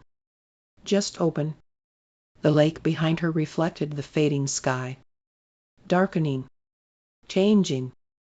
The moment felt like standing at the edge of something that couldn't be undone. She looked at him. Really looked. And for the first time, he wasn't afraid. He wasn't guarded. He wasn't sacrificing. He was offering. Her voice softened. If I walk away with you tonight. He waited. I'm not hiding tomorrow. His jaw tightened slightly. I'm not sneaking around. I'm not lying. I don't want you to. And if he tells me to choose. His eyes didn't waver. I won't make you. Silence. The night deep. The dock steady. Her heart loud. She stepped closer. Close enough that their shoulders brushed. And whispered. Then let's see what happens. His breath caught. Is that a yes? She held his gaze. It's a decision. For a moment, neither of them moved. Then his hand found hers again. Not gripping. Not pulling. Just there. Okay, he said quietly. And this time, they walked together, Not running. Not hiding. Just forward. His place wasn't what she expected. Not temporary. Not careless. Just simple. A small apartment on the third floor of an older building. Warm light spilling from a single lamp in the living room. A couch that looked comfortable but worn. A kitchen that smelled faintly like coffee and something toasted earlier. It felt lived in. But quiet. Too quiet. He unlocked the door slowly, like the moment needed care. Like stepping inside meant crossing something invisible. He let her walk in first. She did. And the silence wrapped around them immediately. No brother downstairs. No footsteps in hallways. No walls filled with history. Just stillness. He closed the door behind them. The soft click echoed more loudly than it should have. For a moment, neither of them moved. They stood a few feet apart in the dim light, both breathing like they had just run somewhere far and didn't know what came next. "You can sit," he said quietly. She nodded, but didn't. Instead, she slowly turned in place, taking everything in. A folded blanket draped over the couch. A book lying open on the coffee table. His jacket hanging over the back of a chair. Proof he had been living here. Existing. Alone? Her chest tightened. "You've been sleeping here every night?" she asked softly. "Is by yourself?" He gave a faint half-smile. "Is?" Something in that answer carried more weight than the word itself. She finally sat on the edge of the couch, hands clasped loosely in her lap. He stayed standing, watching her, not intensely, not possessively, just present, like he still couldn't believe she was actually here. The quiet stretched, not awkward, just heavy, full of everything that had brought them here. "You can still change your mind," he said gently. Her eyes lifted. "I won't." He studied her face for a long moment, making sure, searching for hesitation. He didn't find it. He walked into the kitchen, poured water into a glass, brought it to her. Their fingers brushed when she took it. Both of them still, just for a second. The contact felt louder here, more intimate, because nothing interrupted it. No footsteps, no voices, no threat of being seen. She took a sip, her throat dry, not from thirst, from awareness. He sat on the other end of the couch. Careful distance, respectful space. But the space felt charged anyway. Minutes passed. Softly, the clock ticking faintly somewhere. The hum of the refrigerator. Outside traffic drifting past. Ordinary sounds. But nothing felt ordinary. "You look different here," she said quietly. He glanced at her. "No, less guarded." He exhaled slowly. That house always felt like borrowed air. Her chest tightened. "And this doesn't." "No," he said. Then after a beat, "This feels like something I chose." The word chosen hung between them, just like earlier. She set the glass down carefully, her fingers trembling slightly. He noticed. Of course he did. "You okay?" he asked softly. She nodded, then shook her head. "I don't know." That honesty softened his expression. He leaned forward slightly, elbows on his knees. "Tell me what you feel." She swallowed. "A lot of things." "Like what?" She hesitated, then whispered. "Like something irreversible just happened." He didn't disagree, because it had. The room felt warmer now. Or maybe it was just proximity, or awareness, or everything that had been building for months finally having nowhere left to hide. She shifted slightly toward him. Not intentionally. Just instinct. He noticed. His hand moved along the couch between them, resting closer, not touching, but near. Her pulse quickened. "Are you scared?" he asked. She answered honestly. "Yes." "Of me?" "No." "Of me?" "Of losing everything else." His jaw tightened slightly. "That's fair." Silence. Then his fingers moved. "So careful." He placed his hand gently over hers. Not gripping. Not claiming. Just covering. "Worm." "Say." Her breath caught. The contact wasn't intense. It wasn't desperate. It was grounding. Comforting. Like he was anchoring her to the decision she had made. She turned her hand slightly. Fingers sliding between his. Interlacing. Natural. Effortless. The air shifted. Something softer now. Less tension. More closeness. He turned toward her fully, their knees almost touching. His voice quiet. "You don't have to be strong right now." The words cracked something open. Her eyes burned suddenly. "I feel like everything changed too fast." "I know. I thought choosing would feel clearer." "It doesn't," he said gently. "It just feels real." Her throat tightened. She leaned closer without thinking, her shoulder brushing his arm. He didn't move away. His other hand lifted slowly. Careful. Like approaching something fragile. His fingers brushed a strand of hair from her face, tucked it behind her ear. The touch lingered. Gentle. Reverent. Her breath softened. His thumb rested briefly against her cheek. Not moving. Just there. Their faces close now. Not urgent. Not heated. Just near. He searched her eyes. "Are you sure you want to stay tonight?"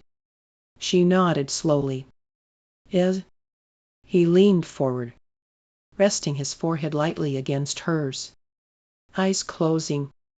Breathing her in. The intimacy of that small contact felt deeper than any kiss. Just shared breath. Shared stillness. Shared presence. His voice barely sound. "You being here feels unreal."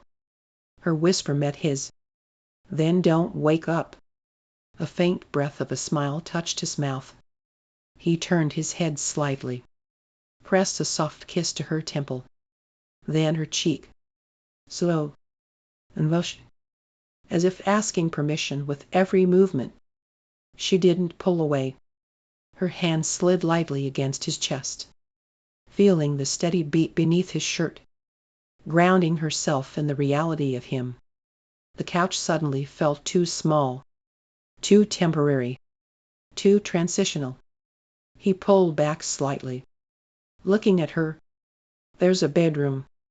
Her pulse jumped, not from fear, from awareness, from the weight of what that meant. But his gaze stayed gentle.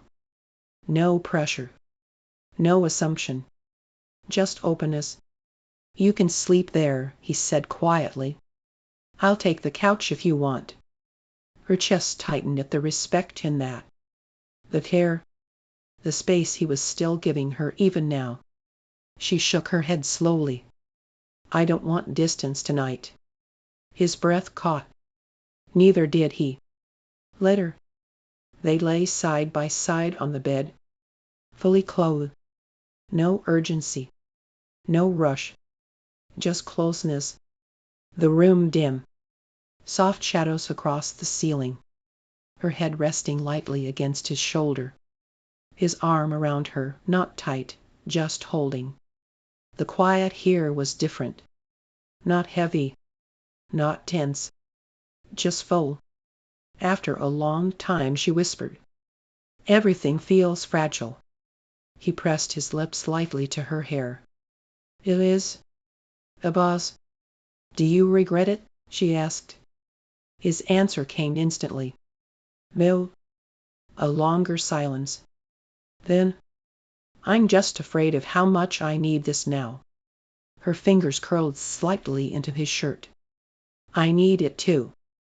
They lay there, breathing together, listening to each other's hearts slow, feeling the reality of what they had done settle gently over them. Not explosive, not dramatic, just profound and heavy, because tomorrow still existed, and so did consequences. But tonight, they had chosen closeness over silence, and neither of them let go.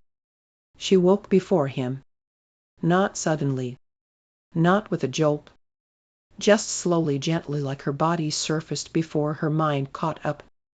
For a few seconds, everything felt soft, warm, quiet, safe. Her cheek rested against his shoulder. His arm lay loosely around her waist, his breathing deep and steady beside her. The room held the faint blue light of early morning, still, peaceful, untouched by reality. She didn't move, just listened. The steady rhythm of his breathing, the quiet hum of the building outside, the distant sound of someone's footsteps in the hallway beyond the apartment door. Ordinary sounds. But then, memory returned, not all at once, in pieces. The lake, his hand in hers, the decision, the walk here, the quiet apartment, the closeness, the choice to stay. Her chest tightened. Morning had arrived, and morning meant consequence. She lifted her head slightly, careful not to wake him. The soft light revealed his face more clearly now, without shadows, without the protective blur of night. He looked younger when he slept, less guarded. The tension that usually lived in his jaw had softened, his lashes resting against his skin, his mouth relaxed, unaware, peaceful. Her chest ached at the sight, because she knew this peace wouldn't last. Her gaze moved slowly across the room. Unfamiliar ceiling, unfamiliar walls. His shirt draped over a chair, her shoes near the door. 2 glasses on the bedside table. Proof. Proof she hadn't imagined it.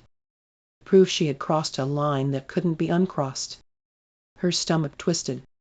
What happens now? The question rose quietly but heavily. She slid carefully out from under his arm. The mattress shifted slightly. He stirred but didn't wake. She stood beside the bed, bare feet against the cool floor. Morning light spilled through the window, clear and forgiving, revealing everything night had softened. Nothing hid in daylight. Not choices. Not consequences. Not truth. She walked to the window, looked outside. Cars moving. People heading somewhere. Life continuing. Normal. Indifferent. Her reflection stared back faintly in the glass. Hair messy. Face tired. Eyes different. She looked like someone who had made a decision she didn't fully understand yet. Her phone sat on the small table near the door. Silent and too silent. Her pulse quickened. Slowly, cautiously, she walked toward it. Picked it up. The screen lit. 3 missed calls. From her brother. Her stomach dropped sharply. 2 messages. She opened the first. "Where are you?" The second. "Answer me, no?" Her throat went dry. He knew she wasn't home. Of course he knew. She never stayed out overnight. Never disappeared. Never ignored him like this. Her fingers trembled slightly around the phone. Behind her, she heard movement. Sheets shifting. A quiet inhale. She turned. Ethan was awake.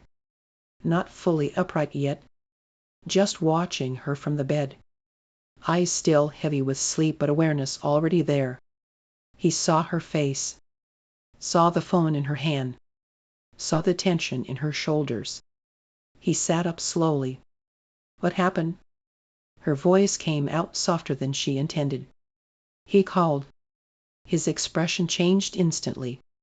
Not panic, but readiness. How many times? 3. Silence stretched. He swung his legs off the bed, ran a hand slowly over the back of his neck. Morning light hit his face now, and she saw it clearly. The peace from sleep was gone, replaced by reality. He stood, walked toward her, not rushing, not hesitating, just steady. What did he say? She handed him the phone. He read the messages. His jaw tightened slightly. He handed it back. He knows you didn't come home. Yes. Silence. The weight settled between them. Really? Unavoidable. She wrapped her arms loosely around herself. Suddenly cold. I should have called him. Ethan didn't argue. You were overwhelmed. That's not an excuse. No, he said quietly, it's not. That honesty hurt but grounded her. She looked at him. Really looked. Morning light made everything sharper. More real. Less dreamlike. This is happening, she whispered. Yes. Her voice trembled slightly. He's going to be furious. Yes. He might not forgive you. A boss. Then he might not forgive you either. That landed hard. Her chest tightened painfully, because she hadn't allowed herself to think about that fully. Not last night. Not in the quiet. But now. Morning demanded clarity. She sat slowly on the edge of the couch, phone still in her hand. He remained standing for a moment, then sat beside her. Not touching. Just close. Support without pressure. What do we do? She asked. He didn't answer immediately, because this wasn't something to solve quickly. Finally, we stop hiding. Her head turned sharply. What does that mean? It means we face him. Her pulse spiked. Today? Yes. No preparation, no plan. We have a plan. What? The truth. Her breast caught. That's not a plan, that's a confrontation. Yes. Silence. She stared at the floor, the weight pressing heavier. He's going to think I chose you over him. Ethan's voice softened. You didn't, but it will look like I did. A boss. Then, what matters is why you stayed. She swallowed hard. I stayed because I didn't want distance anymore. He nodded slowly. Then that's what you tell him. Her hands trembled slightly. I don't know if I'm ready for this. He didn't rush to reassure her. Didn't promise ease. He just said, I know. Minutes passed quietly. Morning fully awake now. Light filling the room completely. No shadows left. No softness left. Just clarity. She stared at her phone again. Still silent. That silence felt louder than ringing. He's waiting, she whispered. Is? Her voice fragile. I think everything changes today. Ethan looked at her. Steady. It already did. Her eyes filled suddenly. Not dramatic tears. Just quiet ones. He noticed immediately. Moved closer. Not pulling her in. Not overwhelming her. Just resting his hand gently over hers. Warm. Grounding. You're not alone in this. Her voice broke slightly. I know. And she did. That was the terrifying part. She wasn't alone anymore. Which meant every decision now affected more than just her. She inhaled slowly. Low, steadying breath. Then she picked up her phone. Hands trembling, hovered over her brother's name. Didn't press it yet. Just held there, suspended. Ethan watched her quietly. No pressure. No urging. Just present. Finally, she whispered, "When we walk in there, nothing will ever be the same again." His voice was calm. "I know." Her thumb pressed the call button. The phone rang once, twice, 3 times. Then, hello? Her brother's voice. "Sure. Dad? Where are you?" She closed her eyes briefly. Morning had arrived. Reality had spoken. And there was no going back. "Where are you?" Her brother's voice cut through the speaker. "Sure. Controlled. But barely." She swallowed. "Oh." Ethan gently reached for the phone. Not forceful. Not interrupting. Just steady. "Let me." Her pulse spiked. Her brother's voice on the line again. "Are you with him?" Silence hung for half a second. Ethan took the phone. "His?" The single word landed heavy. There was no hesitation in it. No softening. Just truth. On the other end. Silence. Then a breath. Slow. Measured. Put her back on. No. Her heart stopped. Her brother's tone dropped lower. "What did you just say?" Ethan's jaw tightened slightly. "She's here because she chose to be. That's not your decision to explain." "You're right," Ethan said calmly. "But I'm not hiding behind her either." The air in the apartment felt thinner. She watched him carefully. His shoulders squared. Spine straight. Not defensive. Not aggressive. Just grounded. "You've already done enough," her brother said coldly. "You don't get to speak for her." "I'm not," Ethan replied. "I'm speaking for myself." Silence. "Though dangerous." "You had one rule," her brother said quietly. "One." "I know. You don't look at her that way." "I did." "You don't think about her that way." "I did." "You don't cross that line." "I did." Each admission steady. Unflinching.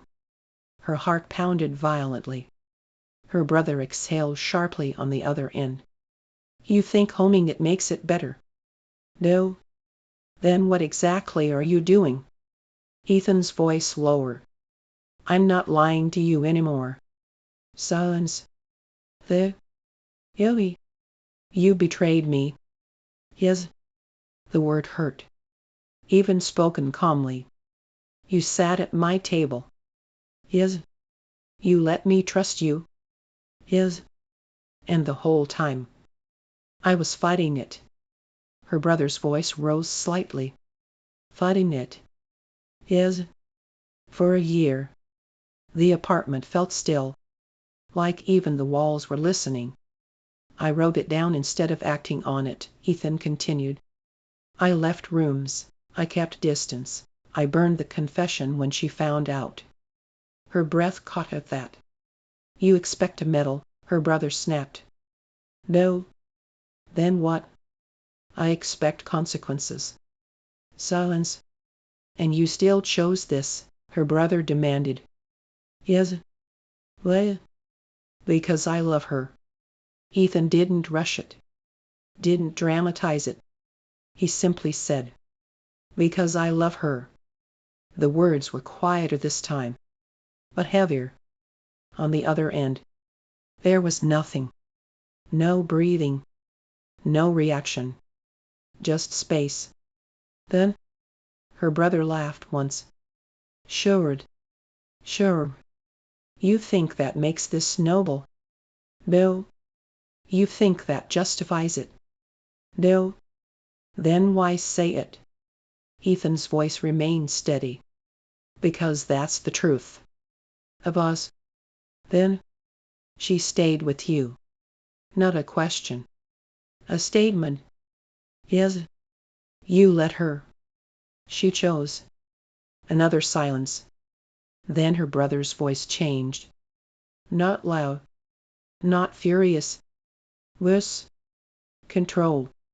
You took her away from that house. Ethan's jaw tightened slightly. She walked out.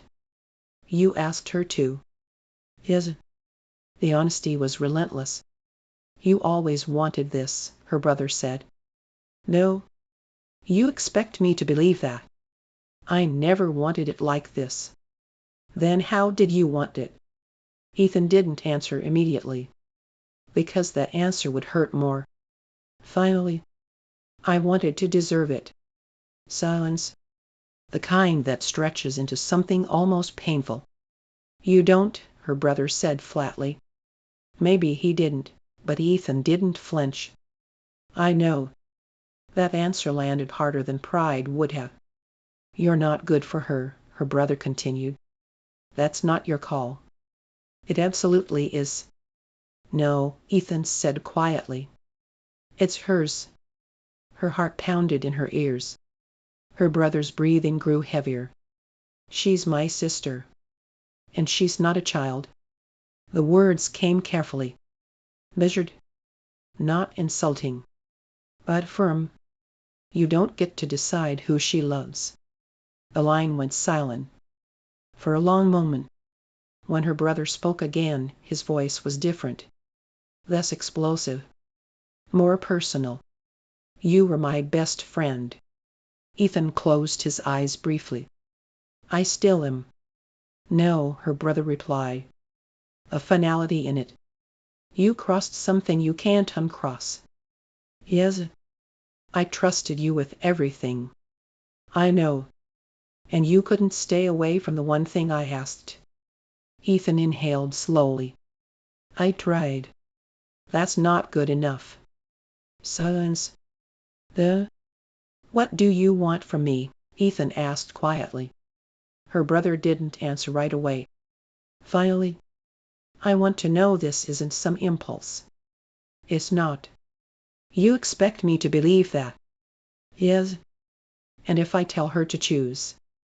Ethan's voice didn't waver. I won't make her. And if she chooses me? The apartment felt frozen. Ethan answered without hesitation. Then I step back. Her breath caught sharply. He didn't look at her. Didn't soften it. He meant it. And if she chooses you? Ethan swallowed slowly. Then I won't leave again. Silence. And settle. Her brother finally spoke. You have one chance. The words were deliberate. Careful. If I see her hurt because of you. Ethan's voice lower. You won't? That's not a promise you can keep. I'll do everything I can. Another silence. Then, bring her home. The words landed like a verdict. Not forgiveness. Not acceptance. But not exile either. The line went dead. Ethan stood there for a moment. Phone still in his hand. Breathing steady. But slower now. She looked at him. You'd step back. He met her gaze. If you chose him. Her chest tightened. You wouldn't fight it. No. Why? Because I don't want to win you. The words were soft. But final. I want you to choose me. Silence settled between them. Not tense. Not fractured. Just real. He handed her the phone. Ready? He asked quietly. Her pulse thundered. No, yeah, maybe. But she stepped closer anyway. Took his hand. And nodded. Because hiding was over. And now. It was time to walk back into the house they had both left. Together. The drive back felt longer than it should have. Neither of them spoke much. Not because there was nothing to say, but because words now carried weight. The house came into view slowly. Familiar. Steady. Unforgiving. Ethan parked but didn't turn off the engine immediately. His hand rested on the steering wheel. "Still, compose. You don't have to hold my hand inside," she said quietly. He glanced at her. "I'm not holding it for him." Silence. "I'm holding it for you." Her throat tightened. He turned off the engine. The quiet inside the car felt heavier than before. They stepped out together. No dramatic gestures. No defiance. Just steady footsteps toward the front door. The door opened before they knocked. Her brother stood there, arms at his sides this time. Not crossed, but not welcoming. His eyes moved between them immediately, noting distance, noting posture, noting everything. They weren't holding hands, but they weren't separated either. "Come in," he said. The tone was control. To control. That was worse. They stepped inside. The house felt the same, and completely different. The air remembered everything. Her brother closed the door slowly, locked it, turned. "You look well rested," he said to her. The words weren't cruel, but they weren't kind either. She swallowed. "Don't do that." "Do what?" "Make it about shame." Silence. His eyes shifted to Ethan. "You stayed with him." It wasn't a question. "Yes," she answered. Her brother's jaw flexed. "But this was it." Not Ethan's turn. It was. She stepped forward slightly. "Because I didn't want to go home and pretend nothing happened." Silence. "You think this makes it better?" "No." "Then what does it make?" She inhaled slowly. "Honest." That word landed. Her brother looked at Ethan again. "You think this is honest?" "Yes," Ethan replied. "You had honesty months ago. You chose silence." "Yes." "And now you expect trust." "No." Silence. Her brother ran a hand slowly over his face. Not explosive. Not violent. Just exhausted. "You were my person," he said quietly to Ethan. The words hit differently. Not angry. Not sharp. Personal. "I know," Ethan answered. "And now?" "I'm still here." "No," her brother replied. "You're here for her." His. Silence. "I'm not choosing between you," she said firmly. Both men looked at her. "You don't get to make that the narrative." Her brother's eyes narrowed slightly. "This isn't a narrative. This is real." "I know," she said. "But I'm not property." The air shifted. "I'm not something you guard and pass off," she continued. "I'm not a rule." Silence stretched. Her brother's expression changed slightly. Less anger. More listening.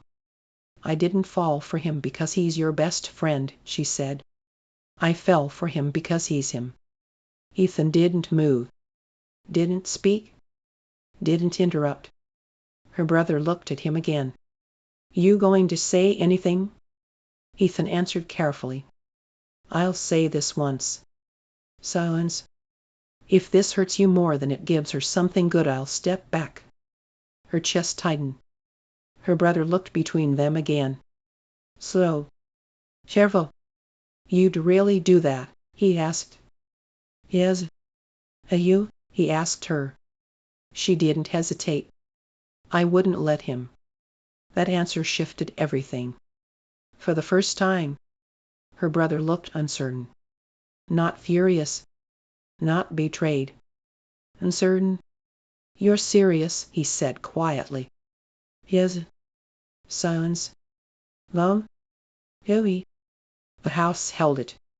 Finally, her brother exhaled slowly. "This isn't what I wanted." "I know," she whispered. "And it's not what I expected from you," he said to Ethan. "I know." Another pause. But I can't force you apart. The words were reluctant. Not warm, but not a banishment either. You break her, her brother continued. And I won't just ask you to leave next time. Ethan nodded once. You won't have to. The warning settled. Real. Earned. Her brother looked at her. You don't get to disappear overnight again. I won't. You tell me. I will. Silence. Fragile, but no longer explosive. The fracture hadn't healed, but it hadn't shattered. Not completely. Her brother stepped aside slightly. Stay for dinner. The words weren't forgiving. They were testing. Ethan glanced at her briefly. She nodded. And that small nod. That was the real shift. Not defiance. Not rebellion. Just together. Inside the house. Not outside it. That night wasn't warm. But it wasn't war either. And sometimes that's the first step toward redemption. Dinner was uncomfortable. Not dramatic. Not hostile. Just tight. Plates clinking too loudly. Forks scraping porcelain. Every glance calculated. Every silence noticed. She spoke when she had to. Answered questions. Kept her voice steady. But she felt it. The undercurrent. The recalibration. Her brother studying Ethan. Ethan choosing every word carefully. Not overly polite. Not defensive. Just measured. After dinner, she stood to clear the plates. I've got it, her brother said. His tone wasn't sharp. Just firm. She paused. You don't need to babysit me, she said quietly. I'm not. Yes, you are. Silence. Then, go upstairs. The words weren't dismissive. They were intentional. This wasn't about her now. She looked at Ethan. He gave a barely perceptible nod. Yeah, she hesitated. Then walked upstairs. Her chest tight. Because she knew. This was the real moment. Downstairs, the kitchen grew quiet. Her brother stood at the sink. Water running. Back turned. Ethan remained near the table. Hands resting lightly on the back of a chair. Not sitting. Not relaxed. Waiting. The water shut off. Silence settled. Her brother dried his hands slowly. Then turned. You love her. It wasn't a question. Ethan didn't hesitate. Yes. How long? A year. Her brother nodded once.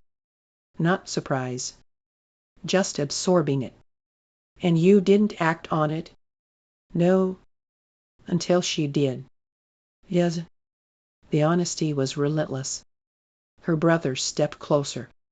Not threatening. Just searching. You could have walked away. I did. You came back. Yes. But Ethan didn't rush the answer.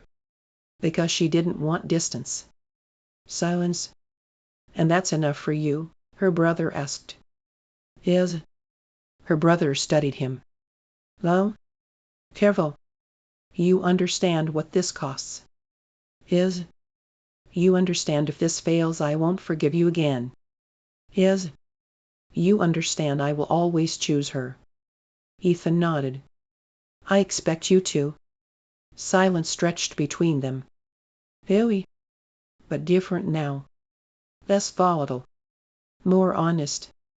Her brother leaned back against the counter. You know what bothers me. Ethan didn't answer. You didn't trust me enough to tell me. Ethan swallowed. You're right. You decided for me. Yes. You decided I couldn't handle it. Yes. Her brother's jaw tightened. That's what feels like betrayal. Not the love. Not the feelings. The secrecy. The silence. Ethan nodded slowly. I thought I was protecting you. From what? From having to choose between us. Her brother huffed a quiet breath. You don't get to protect me from my own life. The words landed. Really? Ethan didn't argue. I was wrong. Silence. Her brother looked at him carefully. Are you going to make her choose? No. And if I struggle with this? I'll wait. For what? For you to catch up. That answer wasn't defensive. It was proud. It was patient. Her brother watched him a long time. You think you're good enough for her? Ethan's voice lower. I'll spend the rest of my life proving I am. The kitchen felt still. Her brother's expression softened slightly. Just slightly. You hurt me. I know. And I'm not over it. I don't expect you to be. Silence. Her brother stepped forward. Not aggressively. Just closer. If you disappear on her again. I won't. You don't get to leave when it gets complicated. I won't. And if she cries because of you. Ethan's jaw tightened. She won't. That's not an answer. Ethan inhaled slowly. If she cries because of me, I stay. That answer mattered. Her brother saw it. He exhaled slowly. Not forgiveness. Not approval. But acknowledgement. This isn't going to be easy. I know. And I'm not suddenly okay with it. I know. Silence. Then? You can stay. The words were reluctant. Rin. But you don't get back in that room. The rule. Still there. Still standing. Ethan nodded once. There. Her brother extended his hand. Not warmly. Not coldly. Just honestly. Ethan hesitated only a second. Then shook it. Firm. Say. Not sealing friendship. But sealing something new. Upstairs, she sat on the edge of her bed. Listening. Trying to catch voices. Trying to measure tone. Her heart pounding. When footsteps finally reached the stairs. She stood. Her brother appeared in the doorway first. His expression unreadable. He's staying for a bit, he said. For a bit, she echoed. He doesn't get his room back. Her pulse quickened. Oh, V. Her brother held her gaze. You're not sneaking around. I won't. You talk to me? I will. Silence. Then? You're not a rule, he said quietly. Her throat tightened. Thank you. He stepped aside. Ethan stood behind him. Not triumphant. Not relieved. Just steady. 3 months later, the house felt different. Not healed. But adjusted. Ethan didn't move back into his old room. He didn't try. He came over openly now. Walked through the front door. Sat at the same table. Stayed for dinner. Left at a reasonable hour. No hiding.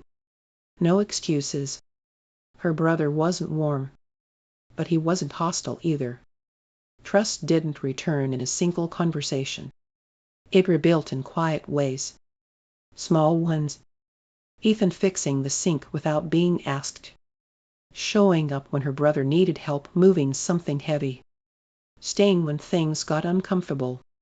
Not leaving when tension flickered. He didn't disappear again. And that mattered. That afternoon, she found the wooden box. Still tucked in the drawer of his old desk. Untouched. Unmoved. She held it for a long moment. Then carried it downstairs. He was in the living room. Her brother in the kitchen. The air calm. Ordinary. She stood in front of him. Holding the box. He looked at it. Then at her. His expression softened slightly. I thought you took those, she said. I didn't. Well, he glanced briefly toward the kitchen, then back at her. Because they were written in that house. The words were simple, but meaningful. She sat beside him, placed the box between them. You never rewrote the one you burned. His jaw tightened slightly. No. Well, because I said it already. Her chest warmed. You said it once. That's enough.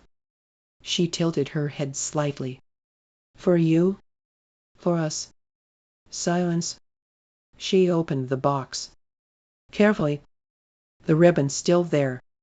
Letters still stacked neatly. Her brother's footsteps moved in the kitchen.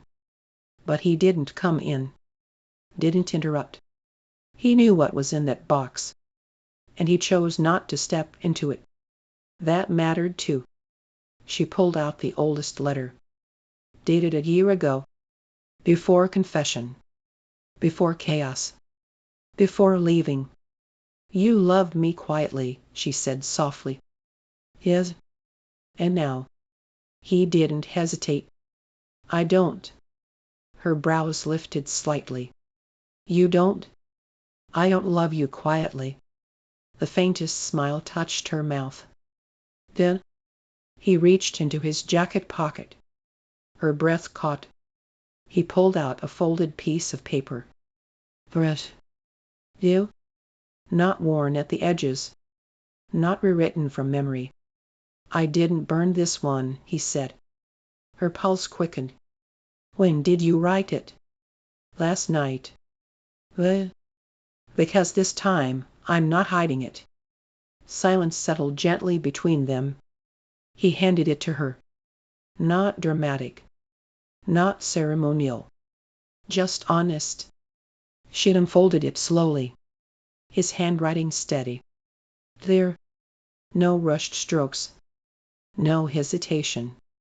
She read silently at first. Then out loud. I thought loving you meant protecting everyone from it. I was wrong. Loving you means standing in it. Even when it's uncomfortable. Even when it costs me something. I don't want to burn what's real. I want to build with it.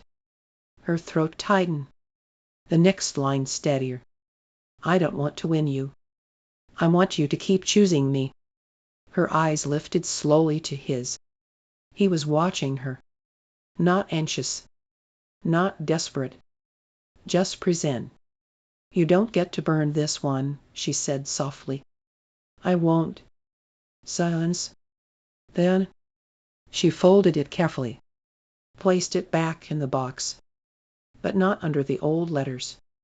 Undubbed. Visible. Intentional. He noticed. New chapter, he asked quietly. Yes. Her brother stepped into the room then. Not interrupting. Just entering. His gaze moved from the box. To the letter. To them. He didn't ask what it said. Didn't demand explanation. Instead, he walked past them. Sat in the armchair across the room. And said casually, You staying for dinner? Ethan looked at her. Then at him. Yes. Her brother nodded once. That's fine. No dramatic speech. No sudden embrace. Just acceptance in progress. And that was enough. Later that night, when Ethan stood by the door ready to leave, he paused. Not hesitating. Just looking at her. You coming tomorrow? She asked. Yes. No secrecy. No distance. No fear. He leaned down. Kissed her gently. Not urgent. Not hidden. Her brother saw. And didn't look away. The door closed softly behind him. And for the first time, it didn't feel like goodbye.